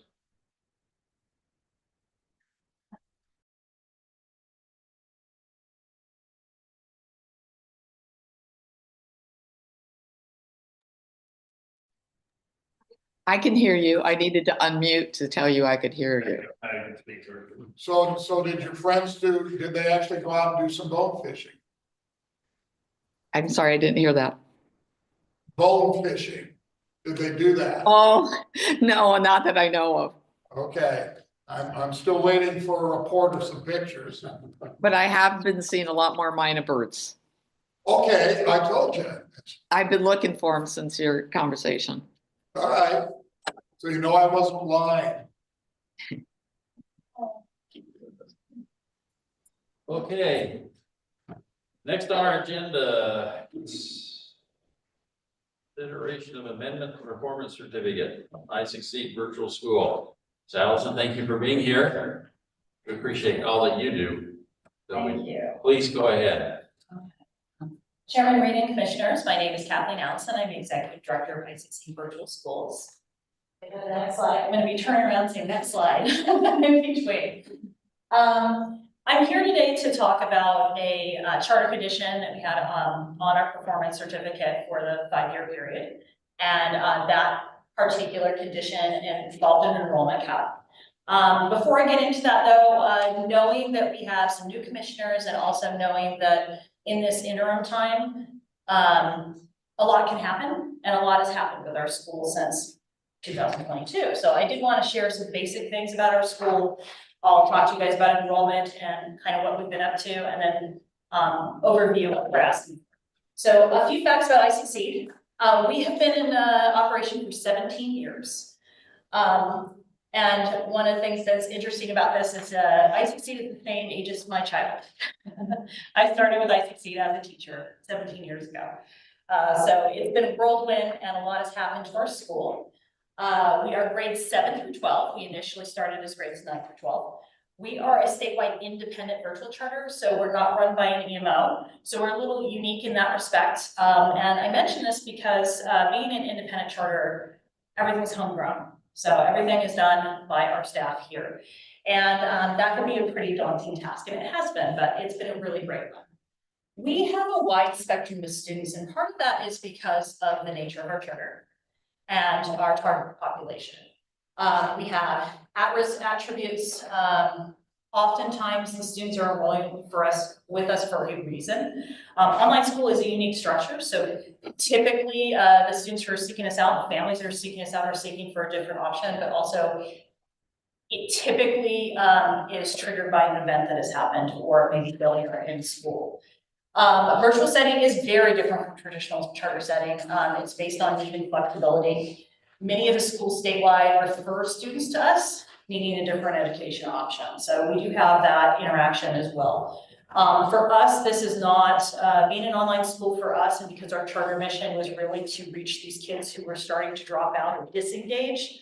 Our mission is based on engaging them back. Sometimes they come back to us often they come back to us for a short period of time, and then often they may move on to another school or graduate with us.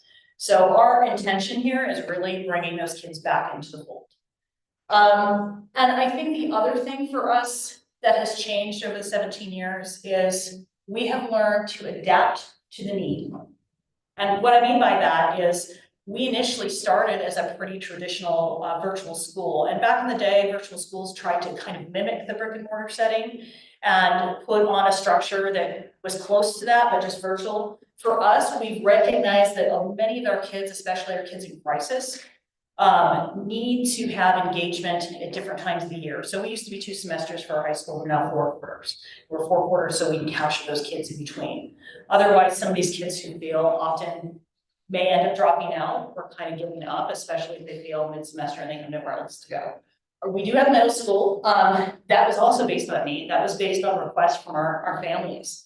But we're just doing 7th and 8th, and a lot of that is because our charter mission is really very specific to older kids. And so our intention really is to stay in that realm. I think the other thing for us that's really important, and I really wanted to put on these slides, information that was verifiable, but also information that's historical. So I have common demographics here. These come from IC. This comes from 10 years of data.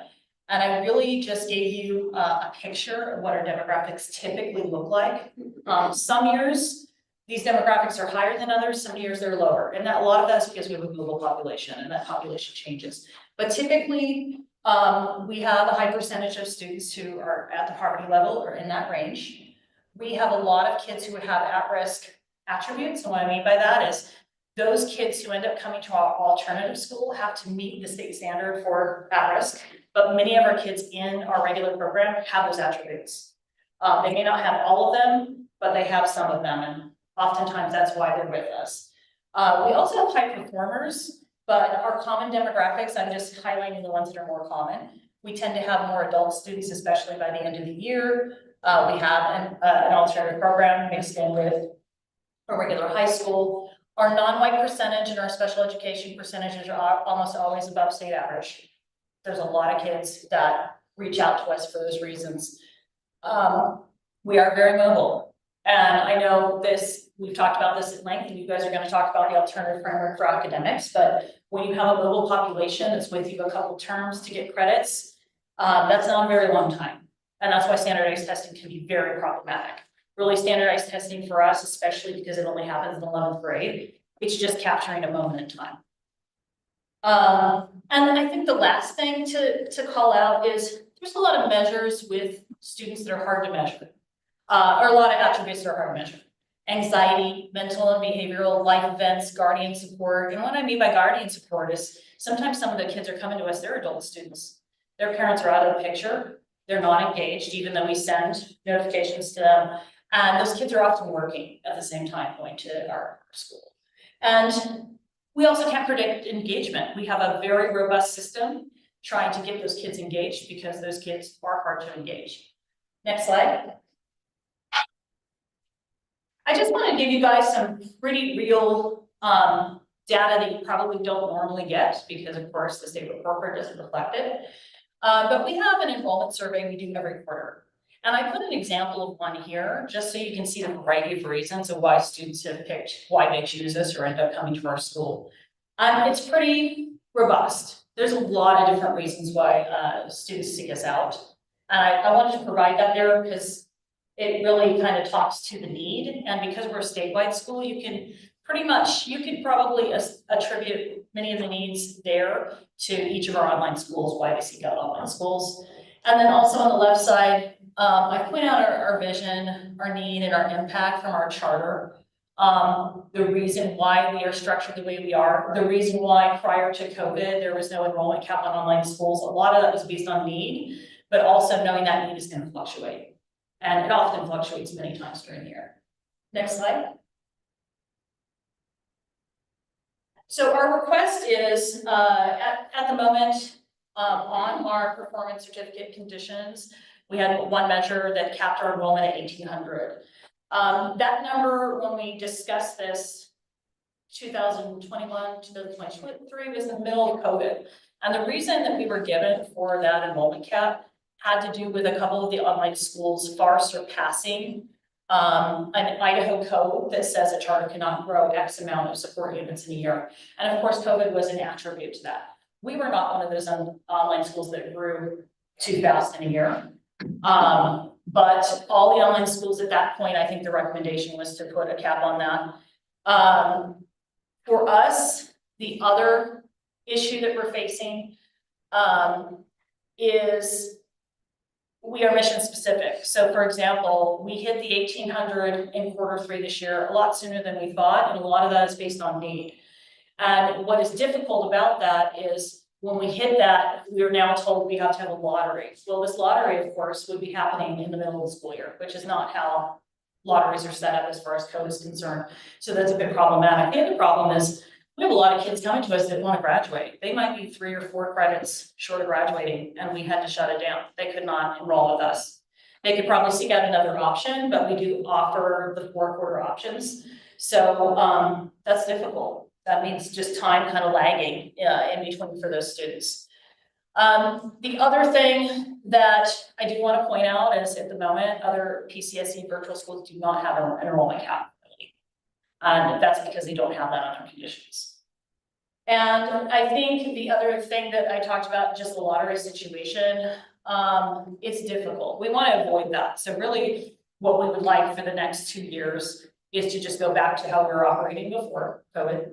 And then of course, you guys in 2 years, there's a performance certificate and there's a renegotiation of renewal. So at that point, you know, that would be a good time to revisit that. So we're just asking to operate like we did before COVID.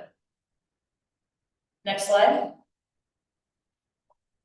I did want to give you guys an update of what's happened with us, just a general one. You guys get your annual reports, but it doesn't always tell the full story. On the right side, I have our annual report condition update. We've met those conditions. We had a condition waived. On the left side, I just wanted to highlight, you know, for our operations financial, we have exceeded both categories. We do very well. We do very well in general. Our strategic plan also includes goals for capacity building, mission, and student needs. So like I indicated in the beginning, our system and what we've created for our structure is to be adaptive and flexible for the kids who need us when they need us. It is a very, I would say a roller coaster ride throughout the year for enrollment. We get, you know, our new students in, we onboard them, we go through that, then we have graduates, then we go to the next quarter. And it is pretty robust and our staff work really hard, but we've done this because we really believe in our mission and we really believe in capturing those students because they can only get their high school graduate or their high school diploma until they're 21. So it's a very short time and we have a lot of kids that come to us that are really catching up to that age. The other thing on the academics, and I know you guys are going to talk about this a little later, I really appreciate the work that the Charter Commission has been doing to better measure schools like us. While we have a regular school that is a virtual school, we have an academy that's also virtual, and those kids often go through several different education environments before they come to us. They're mobile, have a lot of transient experiences in education, and it's very difficult to measure. So I did want to let you guys know what we do measure, and you guys will be seeing a little bit of that. I know when you guys are looking at the alternative framework, and we'll submit some of our data around that. We look at credit earned percentages, we look at academic composite score, and so basically what that is how engaged is the student, did they pass their course, what grades did they typically get on their unit exams or their final exams. And that gives us a really good idea of how the students are doing in courses. And that allows us to analyze that and go back and see what we can improve. Keep in mind that unlike other schools that have kids all 4 years, that's not our reality. We have a different set of kids every single year. and to some degree, a new portion of kids every quarter. So we have to go through that cycle and meet them where they are. The other thing I would like to point out, since COVID, the 1920 year, there have been 1,062 I6C graduates. We're very proud of this. We're very proud that we helped the kids during the pandemic, and we're very proud that we continue to help them. And because of our growth and because we're in that 1,700, 1,800 range, our graduate projection is anywhere from 310 to 330 this year, which I think is outstanding. And graduation day, I think, is probably the best day of our school year. Next slide. Here, all I did here was just give you guys an idea of what's typical for our enrollment. It is a bit of a roller coaster ride. Every quarter, we see a different number of new students. We don't have any way of really predicting how many new students we're going to get. Like I said, it is based on need. I think one of the things to point out for us as well is that we're a good statewide picture of what's going on in the state. And given the fact that we have grown, when some of the other virtuals might not have grown, or some of the other charters might not have grown, or some of the other public schools might not have grown, we have a lot of kids in crisis. And we're seeing that play out in a lot of different ways when they come to our school. And we're very happy to meet their needs. And so on the left side, I just put in kind of what we base our enrollment on and what we're responsive to. We're responsive to fluctuations. We're responsive to having those entry points and engagement points and needs. That's the entire structure of our system is based on those type of kids and what they need and how to engage them. And it's a very difficult population to engage, but we do have successes. Next slide. And this is actual numbers. So I'm very happy to at least provide you some new numbers this year. Because if you looked at our picture, I know most of the data that you guys get is usually year-end data, so it's a little bit behind. But these are actually, this is actual numbers from IC. So you can see the peak numbers. And what I did here is I did the February 1 head count for our school for enrollment. Because again, unlike other charter schools where they have a physical building and they can only hold 500 kids, for us, we're flexible to be able to take more and then we may have less. And that fluctuates all year. But February is our tendency to have our peak number of enrollment is usually in February. So you can see that steady growth there. And of course, in this year, we capped at 1,800. Had we been allowed to take in more kids at that time frame, likely it would have crept towards 1,900. We did go back to chart commission staff, and then they gave us a temporary 15% increase, knowing that we were going to hit that in the middle of the school year, which it really wasn't anticipated. And I think a lot of this growth, if you look at last year, you see a big jump last year. Last year was a big year, a big need year. And that really put us up a lot more than we would have thought. And then I put projections there, and I put projections there just based on what we try and plan for, because again, there's no guarantee and no concrete way that we can know how many kids are going to enroll with us, because it is based on need. It could be, we could continue to grow, or like what was pointed out earlier, there's a lot of online schools in the marketplace. There is going to be private school vouchers. There are online schools that are being offered in the school districts. So just because we grew a lot last year and we're growing this year doesn't necessarily mean we're going to grow. We are prepared for it. We try and anticipate those needs and hire ahead just in case. But we also know that enrollment can drop, and we've seen those enrollment numbers drop, in probably prior to the last 8 years or so. So we are, prepared for that. Next slide. That is it. So any questions you have? Rick, do you have anything? I failed to have you start. I apologize. No worries. No, nothing to add. She's done a phenomenal job of laying it out. I think just the question that's in front of the board is just that open-ended enrollment, or does the board desire a certain cap? The restrictions that are out there due to the law around the credits, kind of have a cap out there anyway, so it's something to keep in consideration. I think multiple options. process for you all to decide on the test. You have desired to have caps in previous decisions, the team has told me, so that is one alternative to what is being presented today, but there's also rationale that the cap exists in another form actually as well. Thank you, Mr. Doyle. Thank you, Chairman. So Katie, just very quickly for my own edification. So you're capped at 1,800 right now, correct? It was increased to 1,500 by the Charter Commission staff, because I guess you guys have that in your business rules. Okay, and again, so 1,500 and you're Oh, saying. sorry, not 1,500, 15%. We're 1980 is where that is right now. Yeah. Okay, so I gotta do some quick math in my head. So if we increase you 15% based on an 1,800 original cap, what's that give us? Almost 2,100, 2,070.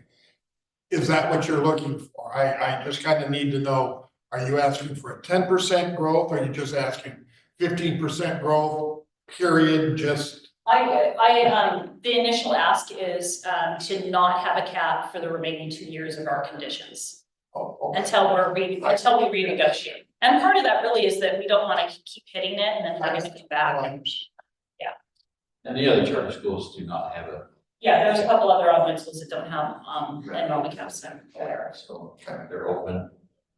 Mr. Chairman, Katie, first of all, congratulations on graduations. Thank you. That's what we're all about from my perspective. Two things. Do you have a waiting list currently, or do you usually experience that at some point? We don't have a waiting list currently because we never hit that cap until this year. And then when we got the expansion to 1,900, that alleviated the kids that were waiting in the wings for quarter four. And we just ended quarter four enrollment, and we're at about 1,760 right now. So, and that's typical because we had graduates in quarter 2 and 3 and then we have withdrawals and then we get back to that, so. Mr. Chairman, follow up. I have trouble reading your projections. Yeah. What do you actually expect, all things being positive, for in 2 years to have as a student population? It looked like you had about 2,100 up there. Yes, let's see if I can get my slide. I'll throw that back up, Kate. Okay, thank you. Either that or I gotta get my glasses back on and. Yeah, we'll get it done. Yeah. And I had 2 projections there. One was based on 15%, one was based on 20, and honestly, that is, again, throwing a dart at a target. And a lot of it, as you can see, so between 22 and 23, we grew 33%. But the year before we grew 13, and the year after we grew 13. So I kind of put it in there just based on that. So in 2 years, you know, anywhere from 2,300 to 2,600, 2,700 would be that top end with the 20%. Okay, thank you. Mr. Chairman, having a cap gives us an opportunity to have Katie come back in and tell us good things and look at where it's all going. So I certainly don't have a problem with Pete's math. I think it's good. She can still come in. Yeah. On her renewal. Yeah. Please, Commissioner. Again, and I think this is also following with, on that, class size. Just, where are you now versus, the only thing I worry about with an open a non-existent cap, would be that, you have class sizes of 60, 70, 80. It sometimes becomes unmanageable. And so that simply becomes my concern, where the teachers are just literally overwhelmed by numbers. I understand your demographic very well. And so they're facing a challenge. And that's just my concern is if we just open up the floodgates, my words, no one else's, that you almost begin to overwhelm, and then trying to find a certified math teacher in February can become overwhelming. I can tell you what we do. So we're used to that dynamic. So we actually hire ahead, and we hire ahead based on that 15 to 20%. And what that means for fall is that often those ratios are on the lower side, and we're okay with that. And then we go into spring. But you're right, we do hire in the middle of the year. And most of the time we have successes with that. But you know very well, some of those subject matter areas are difficult sometimes to get. We also have part-time instructors, so we have full-time and part-time, and part of the part-time hiring, especially in the middle of the year, helps us take on that bigger load. But I'm not gonna say it's not difficult. It is difficult to anticipate, but we do a pretty good job of anticipating that. You've been a stand-up school since you started, and we really appreciate all that you do. You're a great leader for them. So, and the graduation, yeah, I mean, that's big time for your virtual school. That's very cool. And you seem to, you start first quarter, second quarter, third quarter, fourth quarter, you drop a little bit each time. Is that just the kind of students' personality? Why would you say that? Well, we actually, it depends on the quarter. So our biggest quarter is our quarter one, and part of that is, can we go back? Could you go back a slide? Yeah. There we go. Okay, so our biggest quarter is quarter one. And a lot of that is because we're getting, last year we had 271 graduates. So that immediately takes away from our enrollment count. And then we have to, replace those graduates, right? But last year we had over 600 new students in quarter one. That's a huge amount. But then you have kids that withdraw, they go back to brick and mortar. You have a lot of that. And you're right, it is personality. Because again, we often get kids who are experiencing something that they need an online option, and it may be for a short period of time. It might be to alleviate bullying, it might be anxiety, it might be they need a change of pace. And then sometimes and our ultimate goal for us, we'd love them to stay, but if they don't, that's okay, as long as we can get them back into another organization to finish their school. Because some of the kids do miss the social eventually. Although many of our kids come to us because they don't want to include the social aspect of what we're down. So quarter one is our biggest. Quarter three, you'll see that orange dot, that is our typically second biggest quarter, and that's the middle of the school year, as far as new students. And then our quarter two, that's in October. We get that. And then our quarter four sometimes will be a little higher, but because we hit that enrollment cap, it ended up being lower. Oh, okay. Oh, it's amazing how you do that with that in and out like that. It's a big credit to you. It's been a conscious choice. I think, like I said, we had to look at how we wanted to run, and we really dug deep into our mission to scaffold that in a way that meets the needs of our students here in Idaho. Yeah. Okay. Thank you. Any other questions, commissioners? Mr. Chairman. Yes, please, Commissioner Quinn. I just really want to thank Katie for this presentation. I think it's really informative. And if I'm not mistaken, it was a previous presentation to the commission that had us rethink what we were doing with alternative schools that resulted in our next agenda item. So I want to thank her for that too. Do you have a motion? Please. Mr. Chairman, I move we allow I6C virtual school to increase maximum enrollment to, let's say, 2,200 students. Okay. Is there a second? I'll second that. Further discussion? Please. 2,200, that's higher than Katie's projections, is that correct? It's lower than my projections. So Please. yeah, I guess I would, I don't know if the specific process, I just part of the discussion, I would like to increase the enrollment to at least Katie's projection or maybe a little bit higher, considering her success over time with this population. I don't want to turn this population away. Okay, thank you, Commissioner Director. Yeah, I was just gonna add, if I believe, Kate, please correct me, your projections were 23 to 2,600. Yeah. And so that would be the range of low end to high end based on that. Commissioner. I can amend it Yeah, if my second will concur. Yeah, why don't you go ahead and tell us what you want to amend it to, and then we'll. or if I may. A substitute motion, if we go with. Now. Again, when you say greater than 10% of their current enrollment.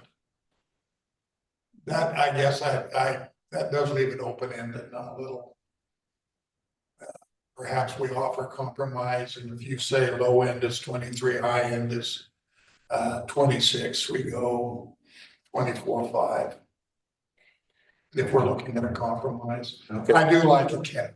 All right. 24.5, I'll amend my motion. So we got an auction going here. I'll amend my motion to cap I succeed at 24 or 2,450 students in my second. Second will concur. Okay, so we just have the one motion, no substitute motion, just a change in the motion. Yes. Okay, thank you. The 2,450 is the cap. Any further discussion? Mr. Chairman, Yes, please. I'm sorry, I was missing the conversation. Why aren't we at 2,600? We had a negotiation process, I guess. There are those who may offer their opinion. I'm sorry, I didn't hear that. What's your comment, Commissioner Quinn? Your thoughts? Well, my thought was we do it at 2,600 because that was the possible high end of her projections. Okay. So right now the motion is to have the cap at 2,450. Any further discussion?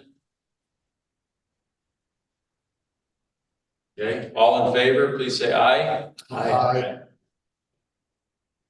Commissioner Quinn, Commissioner Bear? I'd Okay, say those opposed? nay. Commissioner Bear, how did you vote? I know that Katie can come back and ask for more, so. Okay, motion passes at 2,450. Only because I like you, Kate. Why see it? Thank you. Thank you. Okay. Next on our agenda, alternative framework update, Director. Yes, so I believe we have in the group, so there's been a lot of work on this over the last little bit, and we had a presentation last year. Oops, sorry, there it is. And I believe Jody is here to give us an update. Yes, I am. Thank you. Thank Hello. you. Let me go ahead and share my screen and I will go through our PowerPoint presentation.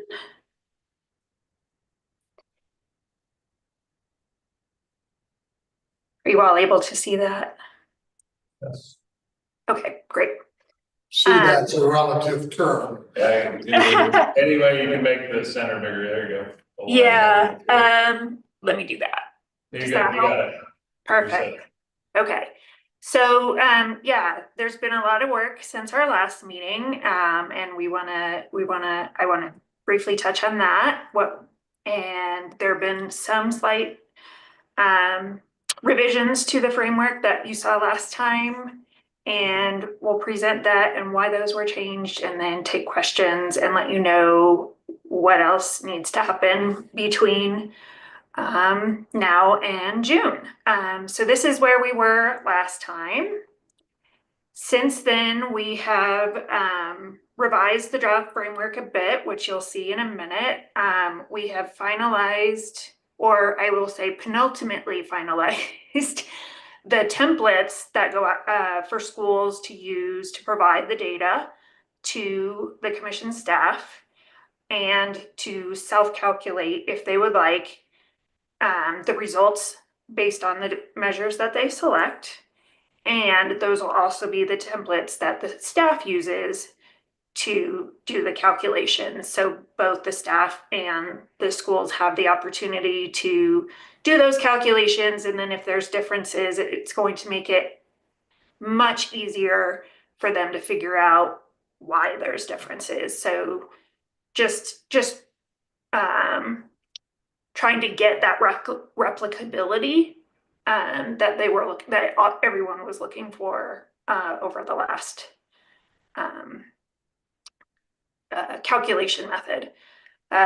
Along with that, we produced a guide along with business rules so that everyone can see how the calculation is being done, who's included as a success, who's included in the denominator. And all those were recently sent out to the schools so that they could plug their own data in, do those calculations, look at the guide, look at the business rules, and provide feedback to us.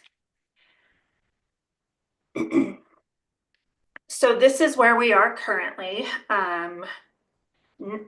Other than little tweaks here and there to language, nothing has changed since our last meeting with respect to the goals for math achievement and growth, for English achievement and growth, for progress towards graduation or post-secondary readiness.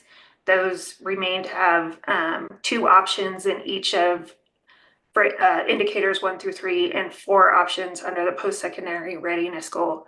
We did make a decision based on data availability and sort of, what's the word I want? The cumbersomeness, if that's a word, of collecting data for both the staff at the commission staff and the schools. So we'll talk a little bit more about that. So here is the language as it currently stands, and that as you have in your packets. The option 1, which you'll recall for each of these 4 indicators, is the default. So this is data that the staff can get from the State Department through a data request, except for the summer school data. So if schools want summer school data included, they will need to provide that summer school data, but the rest of the data from the academic year will be obtainable through the state. And so those are the default options. So if a school doesn't want to provide data on option 2 for math and ELA, in this case, would be from an alternative assessment that they do internally, then they can just say, nope, we're going to go for option 1 for math and achievement, math achievement and growth and ELA achievement and growth. And then they could still pick a different option for the other indicators. So they aren't locked in to option 1 for everything across the board. If they opt for option 1 in one case, they can still opt for different options in the other indicators. So here we have the state option that they will look at the percentage of continuously enrolled students. And this is where we've tweaked the language a little bit to have completed all math requirements before the beginning of the year, to complete the number they need if it's less than 1.5, or to complete at least 1 year long math course. So it's improving upon before, where it kind of said this, the last language, but the commission wasn't getting data on the students who had already completed. So that's where a lot of the mismatch was coming between the school and the commission staff ability to calculate that correctly. So we're hoping that this improvement not only allows for the different flexibilities, such as you heard with I Succeed, but also just kind of meets each each occasion. Like if the student's in 9th grade, they need the year-long math course, they take it. If they're in 11th grade and they've already finished all their math work, then the school still gets credit for it, for example. Option 2 is based on internal assessments, of which there are 3 currently approved. So that would be NWEA MAPS, Renaissance Learning Star, and IXL.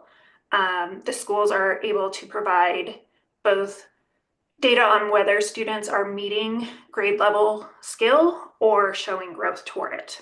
And you can see at the bottom the condition for meeting expectations. Even though you guys have 4, you have exceeding, meeting, approaching, and not meeting. This is the condition for meeting, just for simplicity. Progress towards graduation. Again, option 1 is the percent of students who were enrolled for at least 1 full term who earn the minimum average number of credits per enrolled term. So this one was fun to do on that template, but we did figure it out.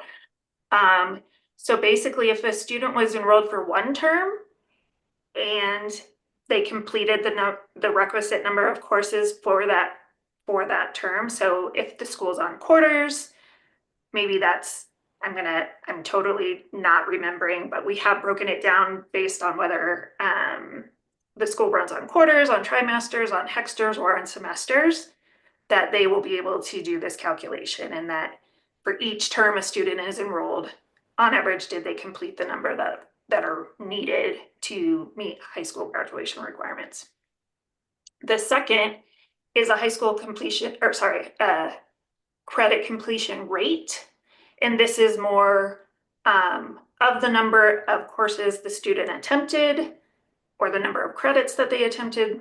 Based on the courses that they attempted, did they complete at least 80% of the credits? And then we're looking at the percentage of students to have done that successfully. So that's different in that it really allows for the flexibility. At least it's our intent, for a place like I Succeed that you just talked to, who might only have, that student that comes in needing 4 credits to graduate, and they want to get those done. They can take those 4. If they can complete all of them, or at least 80% of them, then they're golden.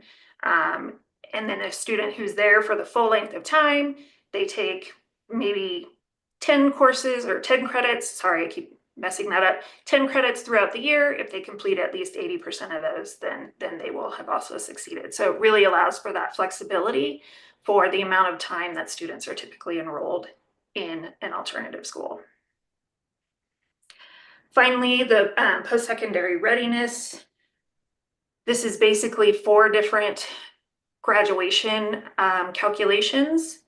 The first being, again, the default, which will be the percent of students who were enrolled the percent of 12th graders who were enrolled for at least 45 days, who are in either the 4th or 5th year of their high school career, who graduate by the end of the year.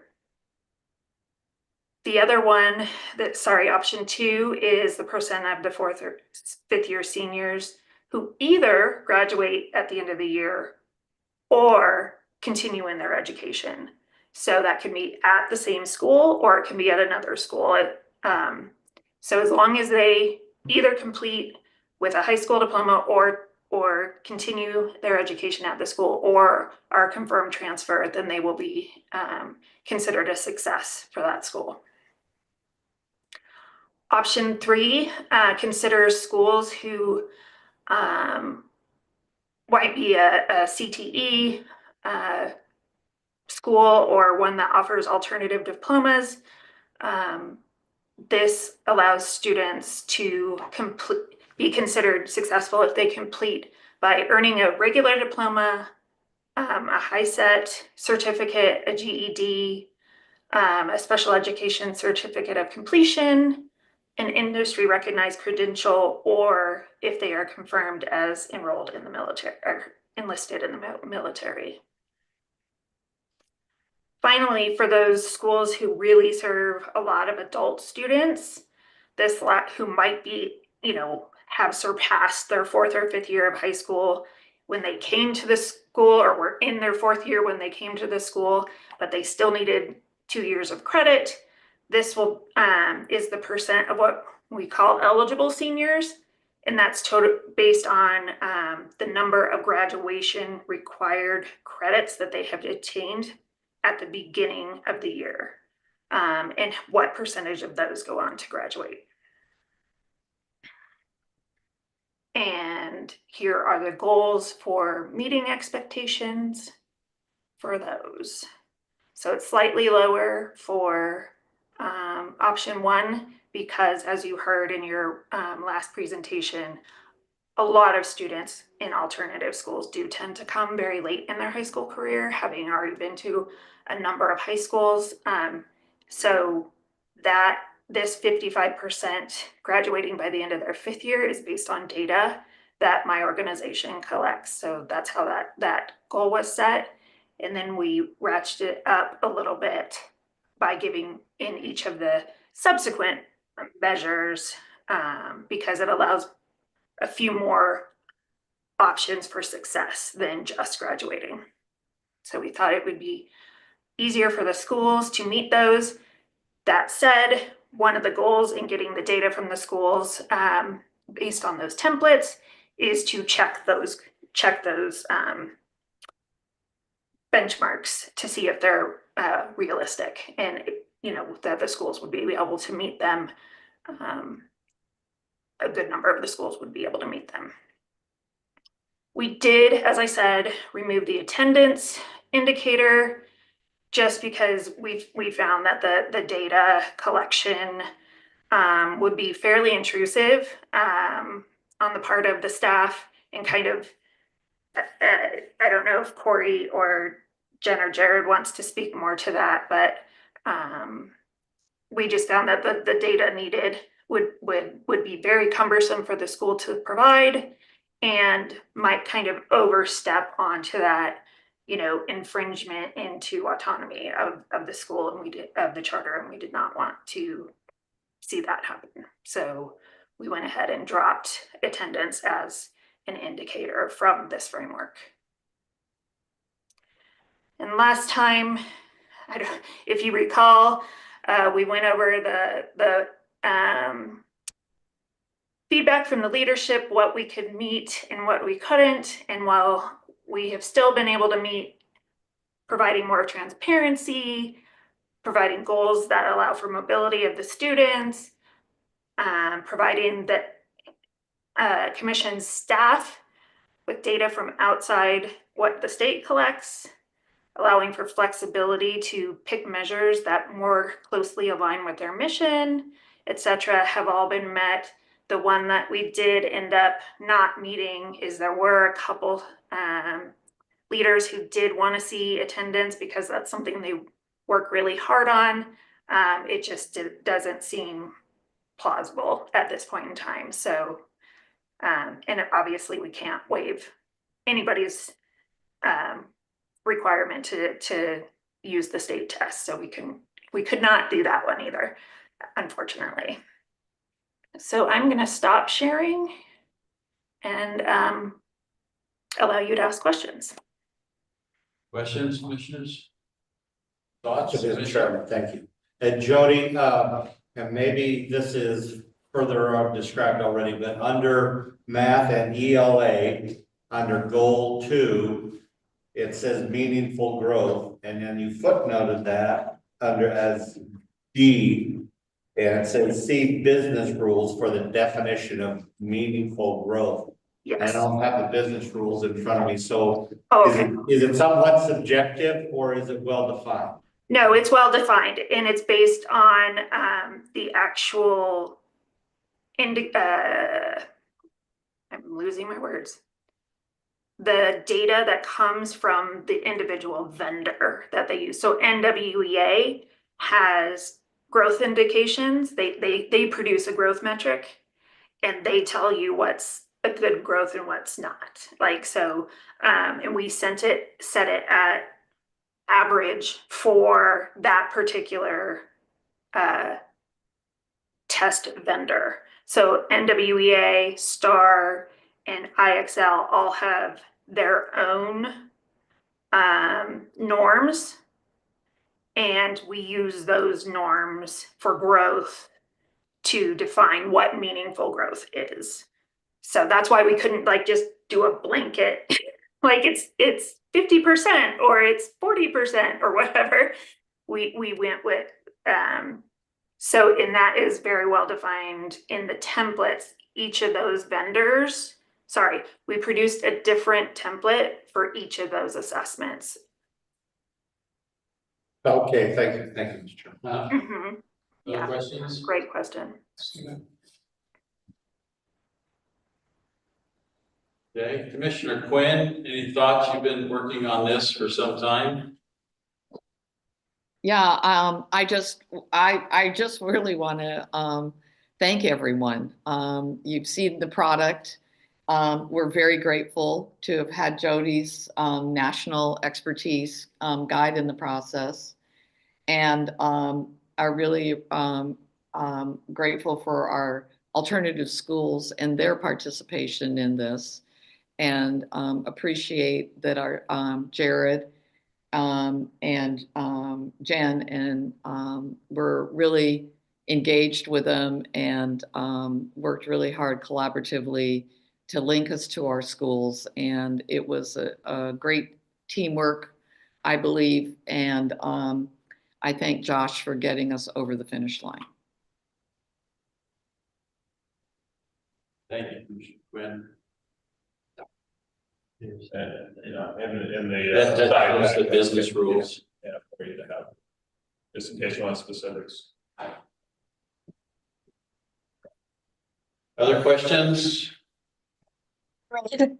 Yes. This is Commissioner Bear. I just wanted to also commend Wanda and the whole team working on this. It's much needed, and to see such meaningful discussion and such a meaningful product is really not only beneficial for our alternative schools, but for everyone else to see the progress that is being made in so many ways. Thank you. Any other questions? That's a huge step in the right direction. Thank you, doctors, for all of this work. It's really, really valuable. Yeah, I didn't show the slide because I wanted to have the discussion, but so what will happen now is the schools have another week or so to go through those templates for the measures that they anticipate using and provide the data to the commission staff so that we can do that analysis to see if those targets for exceeding, meeting, approaching, or not meeting are realistic. And then also to collect feedback from them on the templates and the business rules. If something was not clear to them and they didn't understand it, we'll try to fix that. If there was a bug in one of the templates or some of the templates, we'll get those fixed so that everything will be finalized and working by June. Okay, great. We appreciate the schools. Any other input on this from the audience? Okay. Okay, thank you so much. Thank you. All right, next, the Priest Charter School support presentation. Miss Rachel Burke. Glad to have you here again. Thank you. Thank you. My name is Rachel Burke, Parent Engagement School Choice Coordinator with the Idaho Department of Education. It's a pleasure to be here. The teacher in me says I need to be standing and pacing around the room, but I'm going to follow this. You can do whatever you like. It's hard to sit. Yeah, so welcome to our April update for the Increased Charter Support Program. This was our initial year. And as of a couple days ago, I found out we are going to have a year 2, thanks to some funding that was pushed through, and looking forward to seeing what that looks like too. Jen, Amy, are you the clerk? Thank you so much.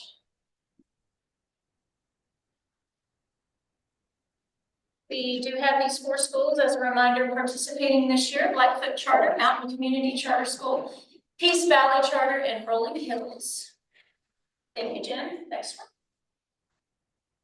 And this is just a reminder of the intent of our program. It is to build school and board members' leadership capacity to implement high-impact changes in a short amount of time that will lead to improved student academic success. Jen, thank you. This is a shot of what the funding looked like as of yesterday, but since this morning, the remaining unallocated is now about half that amount. We're getting really down to the wire here. And the way it played out this year, any allocation request that fit the requirements that was appropriate for the program was able to be approved. And so this is just how the balance played out. So for capacity building, what we're referring to is for principals and school boards, it means strengthening the school's ability to achieve their mission, to improve student outcomes through developing the knowledge, skills, and attitudes of staff and leaders. We want, when we originally launched this program, we thought it was a 1 year, we were only counting on 1 year. So we knew we had to make as much of an impact as possible. And so we really targeted the leaders in the schools, including the school board, on building their capacity to lead, which would eventually lead to the student success. Jen, thank you. Today I wanted to give you just an overview of how each of our 4 schools is leveraging what is being offered through this program to build their capacity to meet the renewal conditions and improve student outcomes. Go ahead, Jen. So I'm not going to read these slides to you, but this is what just an idea of what each school is doing to and the depth of learning that's being accessed. So these are the board development activities for Blackfoot Charter. Busy. And this is a quote from Craig Girard, whom you know. I'm not going to read the whole thing to you, but he says that this is in reference to the board development in particular. Through the trainings through ISBA and Dr. Phil Gore, he and his board are able to be more focused and have helpful conversations. They have been able to develop board norms and have therefore been able to display their data and communicate with one another in a more effective way. And this next quote, Jen, thank you very much, is from Janelle Hill, one of his board members. And here she highlights that through these intensive capacity building training sessions for their board, and Phil, they've been able to mediate, direct, and hone in on their discussions. And we see a lot of less wasted time. They're able to extract valuable information from their conversations and come up with tangible, actionable items from their board meetings. And it has allowed their board to click on direction and have more confidence in moving forward.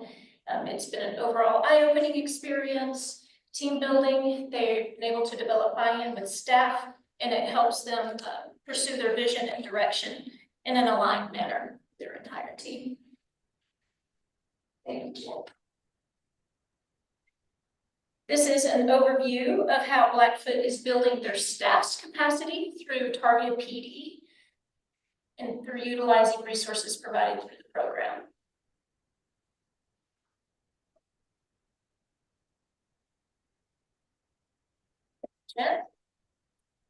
And this is an overview of the board training that Peace Valley has been involved in so far this year. They've also been participating in ISBA sponsored personal training as well. Each school in this program, we ensured first that they took advantage of the funding that's already available for board improvement, and then we provided additional support on top of that. Jen, thank you. Staff has been very busy at Peace Valley Charter, so this is just an overview of what they have been doing with their targeted PD efforts and also utilizing resources provided through this program.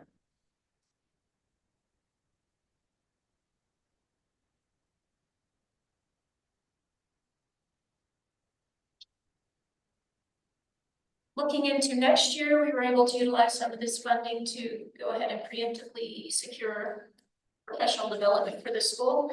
And this is an overview of what they have secured for their 2025-2026 school year.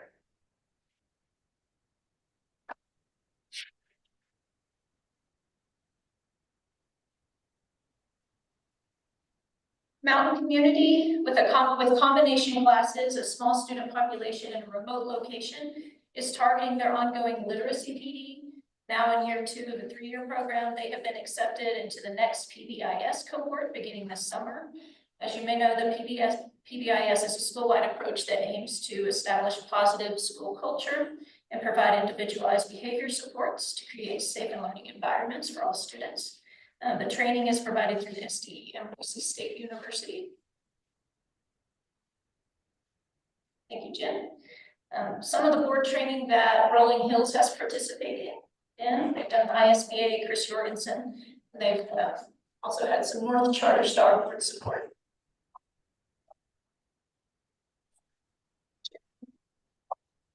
A unique aspect of this program is what we call our HITs, or our HIT teams. It's a unique aspect, and it was what we did was match each leader of these schools with a group of successful, high-performing strategic partners, which were charter leaders, business managers, board members, who serve as thinking partners, coaches, advisors in each school's short cycle improvement efforts.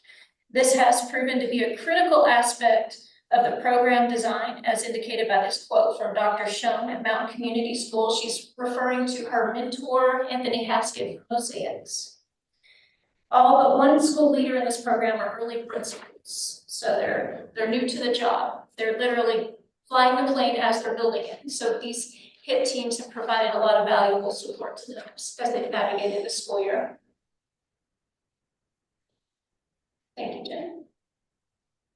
These are the individual HIT teams for each school. So it gives you an idea of the professionals we have involved in supporting them.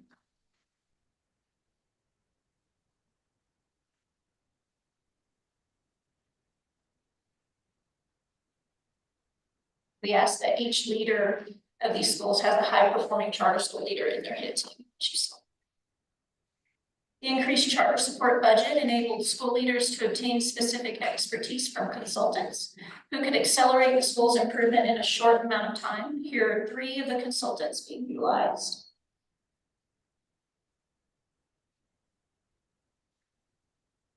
Thank you, Jen. The increased charter support program has enabled both Blackfoot and Peace Valley to benefit from a nationally recognized and locally esteemed literacy expert, Dr. Mary Beth Flashbart, and her associate, Rosie Santana. They are providing on-site, sustained, and differentiated literacy support. Our intent for year 2 would be to extend this intensive literacy diagnostic support to all participating schools. This slide details the 4 steps they follow when working with a school. You also have a handout that's called Theory of Action. It's from Dr. Flashbart. And it goes into more detail about her work with Blackfoot and Peace Valley if you're interested in that. That's been handed out to you.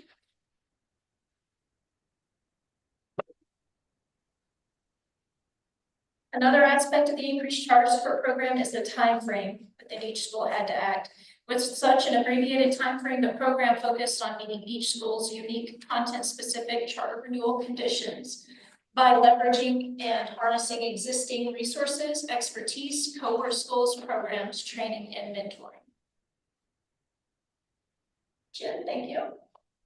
And this is a word of caution from Dr. Flashbart herself. This is also from that handout that you have. I thought I would read this quote to you guys. She says, while we certainly hope to see an increase in achievement this spring, it is unlikely that professional development offered in the spring semester will result in higher reading levels by May. These schools simply need more time and support. The changes made at one school have resulted in some staff turnover. We might think that it will have a negative impact on student achievement, but we believe it will result in higher achievement next year. We are not philosophers, we follow the evidence. There is 50+ years of research on reading instruction, and as a profession, our knowledge continues to grow. The 2 schools are committed to implementing evidence-based instructional strategies, but it will take time. She's referencing Peace Valley and Blackfoot Charter. Thank you, Jen. Here's where we are in our timeline. I cannot believe we're here already. It flew by really fast. But we are analyzing data. We're starting to determine outcomes and the validity and effectiveness of this program as best as we can. And we are getting our schools ready to present to you in June. The final report. Commissioner Bear, you have a question? Yes, thank you, Chairman Reed. I just wonder if we can have that handout emailed to us. I know not for this moment, but I would like to look at it in the future. Yeah, we'll definitely get it from her and send out. Thank you. And that concludes the presentation. I would love to take your questions. Go ahead, yes, Commissioner Bowe, please. Thank you, Chairman. Rachel, just. Do we have a measure that potentially is available for the legislature next year before all of the testing is done? And I'm kind of rambling, I understand. My point is, I think this training is going to make an absolute difference. But I don't know if literally 2 years is going to be enough. And yet I am fully cognizant that the legislature has a right to know that, hey, if we're going to give this money, what demonstration do we have to prove that we're making advances? Because again, the end, our final scores, we really won't know until late April, early May. Legislature's gone. Is there, and I guess I'm not asking a direct, I'm trying to stick that into your head. Not that you haven't already thought of it. That we've got some way to demonstrate to the legislature that this commitment by SDE money is making a difference in keeping schools successful. Chairman, Commissioner Kohler. So this is just to give you an overview of how we're going to assess this program this year. We'll have this in a obtainable format too. We're going to be looking at the progress in relation to their charter renewal conditions. We're going to be looking at each school has a short-term improvement plan. We're going to be analyzing that. We're going to be looking at their capacity, the outcomes of this building capacity, evidence of increasing student success. Again, like you mentioned, 2 years is going to be hard for some data to come through. We're going to be looking at surveys. So we have surveys ready for the administrators, the boards, the strategic partners. We have also the presentations from the schools that they're going to be building for you guys in June. So that's just the initial planning we have right now. But yeah, we will have something that shows some evaluation of the effectiveness. Yeah. Any other questions, comments? Mr. Chairman, Yes, please. I'd like to hear from Jen and Jared as to next steps within our process of renewal. Am I making sense? I know there's the state component and then there's also ours. Yeah. And what was the timeline we had for the schools? Put you guys on the spot. Chairman and Commissioners, I think from our perspective, we've just been monitoring, getting updates as we go along. Our involvement has been extremely limited. We're letting the schools work with the head team, and then just kind of once they're done and they implement, then we'll be more concerned with evaluating, get them to the next year's Android work, which is not a test they're having now, and we can evaluate from our perspective. Jen, any other thoughts? Everything great. Commissioner Quinn, is that? That's great. Thank you. Okay. Thank you. Any other questions? Okay, Rachel, thank you. You always are so good at helping us understand this. Thank you. Okay, next on our agenda, legislative overview, Director. Right. Well, I have brought the esteemed Matt River here to share the wonderful world of legislative updates that we've all been heavily involved throughout the last few months. And obviously a known quantity by you guys, so I'll pass it on. Yeah. Thanks for being here. Esteemed is a generous term, but I appreciate it. So thank you, commissioners. Good to see you all again. Through legislative session, there's a ton that happens. I know you guys watch it, so there's my update that I kind of sketched out for you guys really just focuses on the charter specific stuff. If you want to get into the broader political foray of the legislature, we can either here or offline. Always happy to talk about it. So I guess just very specifically on the charter school commission and charter schools in general. Charter school budget was very simple. There was no line item requests or enhancements. So the charter school commission was just part of a broader maintenance budget that the State Board of Education was in, as well as many others, passed perfectly fine. Within that includes the charter commission's CEC benefits, couple of, there's a few IT things, there's a few billings with other state agencies that, just kind of smaller stuff like that. And then the one charter specific bill to really highlight that passed this year and was signed by the governor is House Bill 331,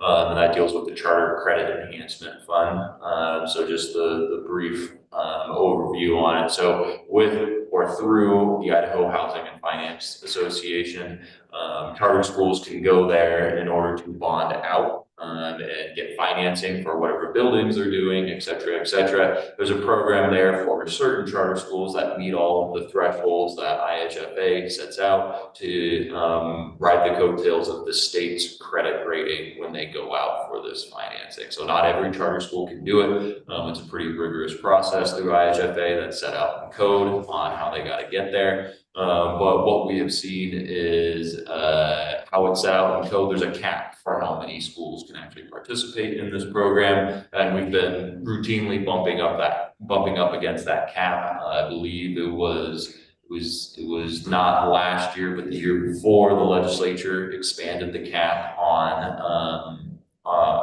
this program, and then they came back again and expanded the cap again this year, just because we've seen more charter schools starting, more charter schools looking for financing, and a lot of them, on the high performing side, really looking to take advantage of that state credit rating. It does save a great deal of money for a lot of these charter schools and not paying in larger interest payments. So that was really the big, I think is relative, I suppose, but that was probably the ones very charter specific piece of legislation that passed through this session. There was a handful of other bills. I know we talked about them both in meetings and otherwise, other bills that never made it to the finish line and never got a governor's signature on them. There's ones talking about different priorities for military families at charter schools. There was some talking about virtual charter schools, which I'll get into in a second, and a few other like that. And then the other charter specific thing, so that was great timing with the building capacity program just before me here, inserted into the State Department of Education's budget another $300,000 for the building capacity program. So it's just one-time money, so it'll be funded through this next year. I know we talked about it a bit prior to session of wanting to get that in the budget. So that did pass through in the State Department of Education's budget. So in terms of the broader education sphere, a whole bunch of different things happen, from curriculum to policy to teacher pay raises. I think some of the highlights to mention is 5% teacher pay raises across the board were recommended by the governor, approved by JFAC, which is great. I think one of the really good policies I think passed this session, built off one of Governor Little's executive orders surrounding cell phones in schools, which is going to trickle down to charter schools as well, limiting the use of cell phones by students in schools. We've seen really great results. There's been a lot of really good stories coming out of West Ada School District and other places who have already implemented policies like this, seeing really great results with students. And then I think the biggest the most talked about education thing of the session was House Bill 93. This was a refundable tax credit for students to go out and use in a private school or micro school setting. That did pass through the legislature and was signed by the governor. lots of details within it. The 10-second scope is refundable tax credit for parents to use if they go and choose a different option other than public school. So, with that, I can stop it there and see what questions you guys have and what you want to talk about. I guess the last thing to talk about, I said I'd talk about it, so I will, was this, right at the very end of session, there was a bill proposed surrounding the idea of virtual charter schools. It was Senate Bill 1176 and then reintroduced again in Senate Bill 1188. Like I said, neither one made it to the finish line. And the largest, kind of most impactful change in that bill, there was a bunch of different changes and a couple of little things and nuances within it. The most impactful change there, I think, would it made it so virtual charter schools would only be able to be authorized by the Charter School Commission, not by individual school districts. So right now, a school district can charter any school, virtual or traditional brick and mortar charter school. Like I said, we changed that to the commission. Commission could be the only ones that would do virtual charter schools. So didn't make it to the finish line. There was a bunch of it was, oftentimes things at the end of session get very hectic. Those who've been around the building before, you're very hectic, move really quick, ups and downs and roller coasters and lefts and rights, and then they kind of come out on the finish line. So with that, Mr. Chairman, I'd certainly be happy to answer any questions. Thank you, Joe. Matt, and this is for my own edification on the funding or the tax credit. And I just want to make sure I understood the law. Qualifications are up to 300% of the poverty level. Beyond that, the family does not qualify, correct? So how it works is priority is given to those at 300% or under federal poverty line, but those above it can qualify for the tax credit. Just priority is given to everyone underneath it. Once that is satisfied, it will move to anyone above. And that was $50 million was then allocated against that tax credit. And then again, just for my own edification, who is monitoring? Is it just the tax commission monitoring that? Yes, so it's $50 million, $5,000 per student, $7,500 per student with special needs. And yes, that program is being fully operated and run by the Idaho State Tax Commission. Thank you. Anything else? You have, sure. Oh, I'm sorry. Commissioner Bear? Mr. Reiber, can you help me understand the budget? The budget was passed for 3 additional tax commission members, but the budget for 10 additional was not. Am I misinformed? So how I believe it landed was 7 additional FTP for the Idaho State Tax Commission. And I don't have the exact dollar number on my head. It was somewhere around 650,000. I want to say maybe 675,000 is what was passed to help administer that school choice tax credit. And I believe 2 of those are one, a short-term support. So 5 ongoing, 2 in the short run.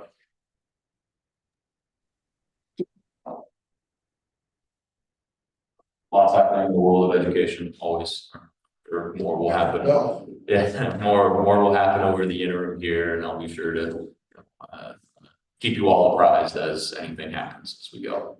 And I do think it's important to also share federally, there are a lot of things happening and changing as well around both funding and requirements that we're working through with the State Department of Education as well. But nothing we're sharing directly here, but day to day, things change. Yes, that's important to share. The very kindly Representative Galvez says that we need at least 2 more staff members, so just throwing that out there. JFAC makes lots of comments. They had a busy year this year. Yeah, they did. Okay, anything else? I thank you so much. Thank you, Commissioners. It's always good to have you here. Like I said, any other questions on larger politics of the legislature, always happy to talk about with you guys at any time. Okay, thank you. Okay, financial update. All right, thank you, Chairman, and I'll try to be pretty quick with this, because, luckily, it's not a very large budget. But it's an important one, and, I would agree with you, you have a very, dedicated staff that probably needs a little support over time. But nothing new added. So I'm just gonna throw up here real quick, just give you some charts to talk to. Like I said, the budget is really pretty streamlined, mainly in the personnel. So, although you guys are getting a very, poor representation of a cost benefit in the director currently, you are saving money, and it is helping you in the future. So I would say there's some value in that, as you see these large numbers that you can't really see it. That's about 178,000 is the largest, and that's in the personnel side that you're saving actually quite a bit of your dedicated fund that way. Joy has done an excellent job of making sure all the revenues have come in from our schools and that, so that's been positive and deposited, so we are whole for the year. And we'll continue to monitor, but no concerns on the budgetary side, both operating or personnel, leading into the end of the year. Okay, any questions? Okay. And I think if I may add one other thing. Yes. I am working with DHR and DFM around pay and ensuring that we're looking at that holistically. One thing about the legislation is the change in employee compensation, or the CEC, for this next year range from $1.05 to $1.55, with the max being $1.55 that we can give it to any one employee per hour as the changing compensation. So we can't go above that. That is what the limit is. So anything that is below that will be reverted back to the legislature. So that's one point. But I am working with DFM and also on what the budget is capable of doing for the next director option, and can share that with you as we close that out over time. Yes, please. Mr. Chairman, I think the board needs to thank Josh for working for free.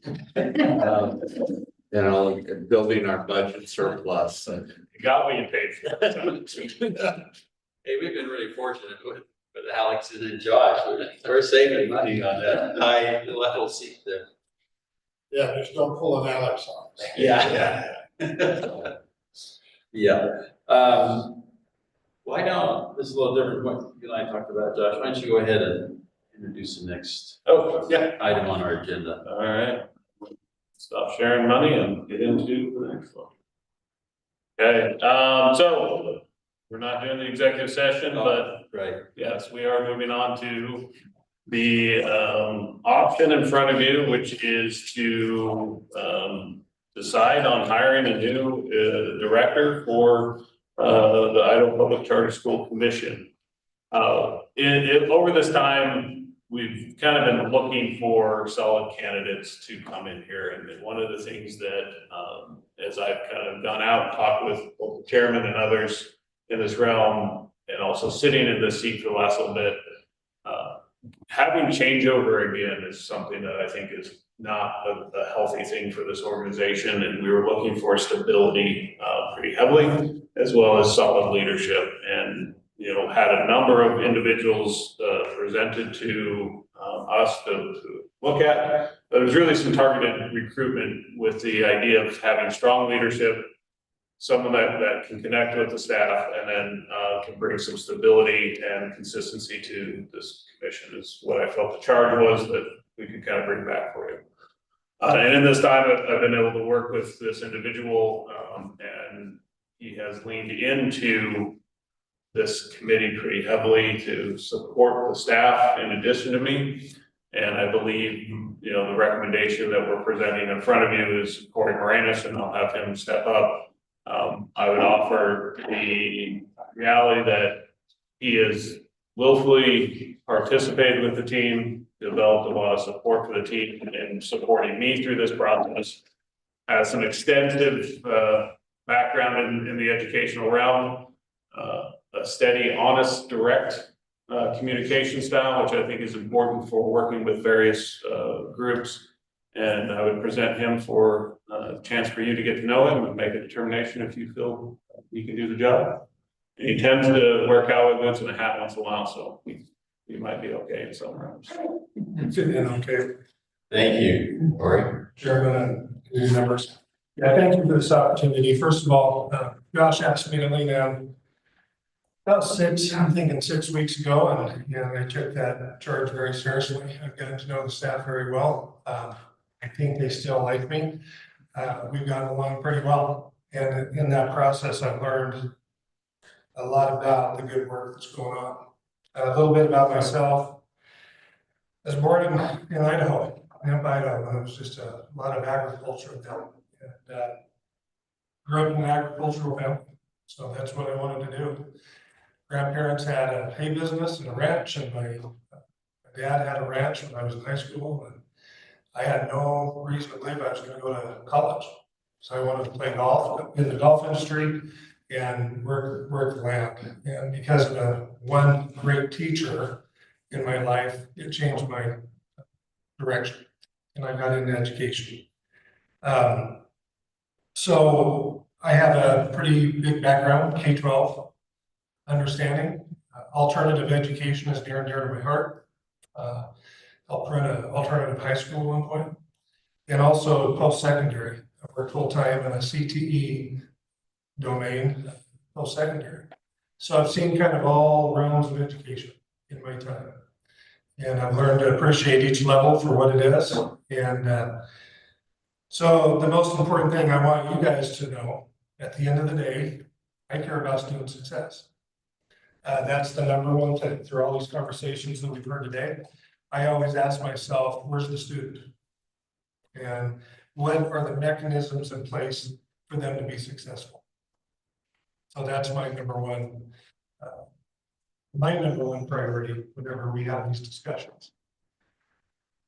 So I can go on if you want me to and bore the heck out of you, or you can ask me questions, whatever you'd like.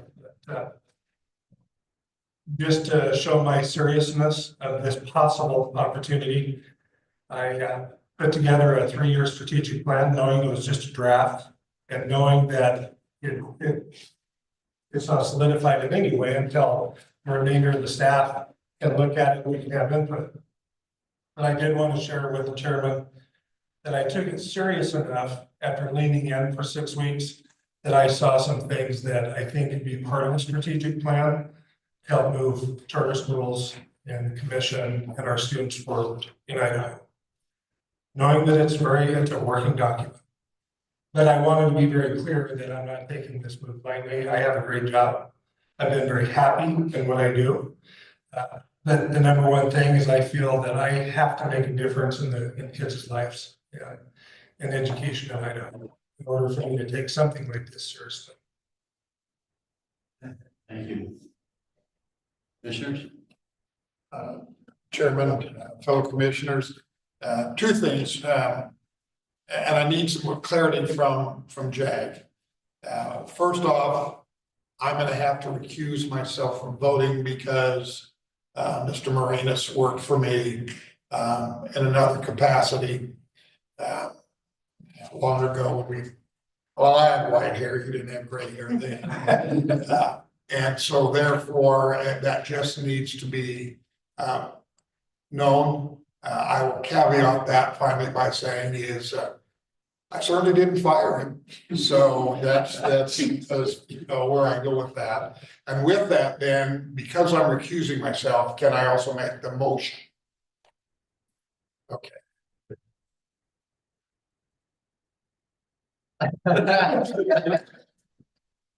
Getting my marching orders.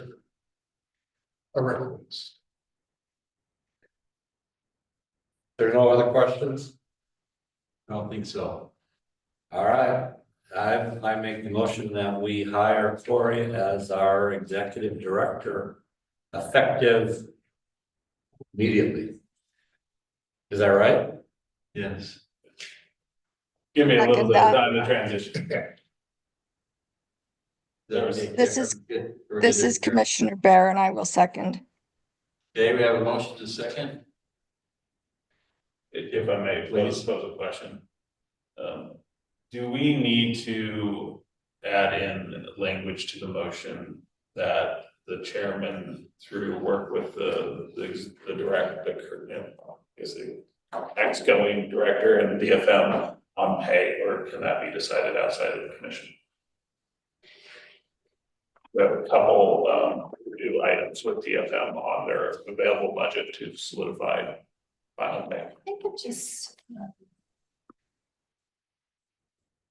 My understanding is What I think what I would recommend, Chairman and Commissioners, is that the motion be expanded to not only effective immediately, but that the pay, something along the lines, just talking off the top of my head, that all pay considerations be delegated to the current executive director in consultation with the chair, something like that. And then you wouldn't have to actually do it today.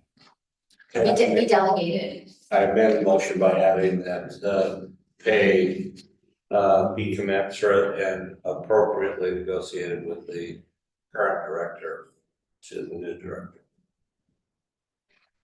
And the second, correct, yeah.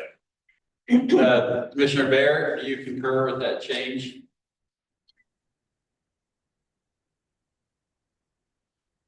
Commissioner Bear? Oh, delegated. Not the same. Yeah. Were you able to hear me? No. Delegated. Delegation. Yeah. Thumbs up, okay. So we have a motion to approve the hiring of Corey as the director with the compensation and so forth delegated to the interim chair in consultation with the chair. We okay? Yep. Okay, we have a motion and a second. Any other discussion? All in favor, please say aye.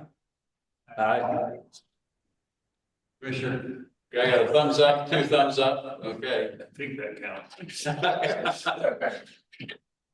Please make note. I can't know the Commissioner Quinn and Bear give us the thumbs up.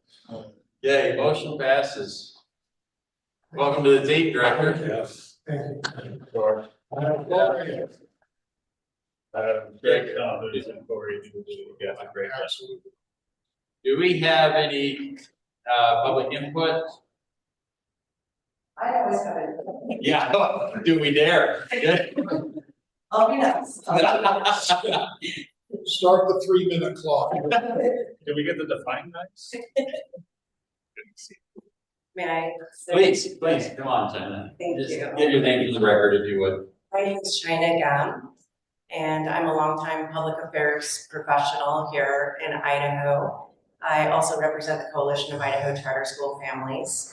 I guess a longtime public affairs professional is just a fancy way of saying I've run political campaigns forever. So I guess that's what we call them now. But Commissioner Amador will probably remember when I came up to Coeur d'Alene and met with him to explain to him who the charter school families are and the National Coalition of Parents for School Options, which is what our national partner.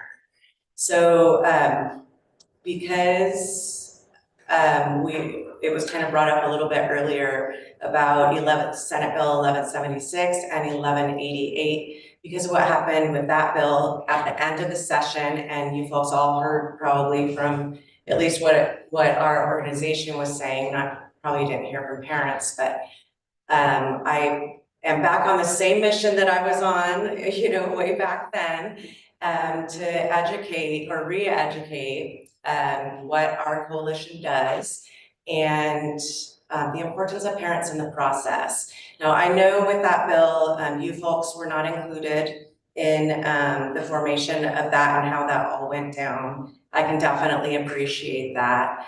But I kind of wanted to go through a quick little timeline. When parents are brought in early in the process, we see success like we had last year with House Bill 422. So the parents were brought in by former Director Adams, and we were able to bring in school leaders that we work with. So we had a really big coalition of schools that were consulted with the bill. And then, from there, the lobbyists kind of took over, and then they, let us know what was going on. And it seemed to pass, I think it was unanimous, correct me if I'm wrong, but everybody worked together on that and we saw this great success. And I'm hoping to meet with legislators over the summer and this fall to kind of remind how easy that was and to include parents in the process because they are great partners. And like Corey said, reminding everybody again that we're here for the students and the parents are the bulldogs of for the students. So I just kind of wanted to bring us back to that. I'm sure you've heard that Director Adams is leaving. He's been appointed by the president to work for RFK. And that's exciting, but that type of leadership is going to be missing from Idaho. You all know he wore a lot of hats, just like our current director, or now former interim director, Josh Whitworth. So I'm hoping, and I've already had a conversation with him about it, working together and building upon some successes of the past, and definitely keeping an eye out for bills like 1188 that are told, we're told at the very last minute when the public finds out that this bill really impacts thousands and thousands of students and their bulldog parents. So that's all I have. Thank you. Thank We you. appreciate all your work. Thank you. Thank you, appreciate your work. For your support and help with this. Definitely, thank you. Any other public input? Parting thoughts? No, just thank you all for allowing me to lean in with you. We're grateful for all your help. You really saved us. We appreciate it. Yeah, thank you, Josh. You made a difference. Thank you. Okay, hearing none, meeting adjourned. Thanks. Thanks, everybody. Okay. Aloha. Well, I'm gonna try to get there. Because all the lights this afternoon are. Oh, these are the early. Yes. No, yes. Those are all going. And I late.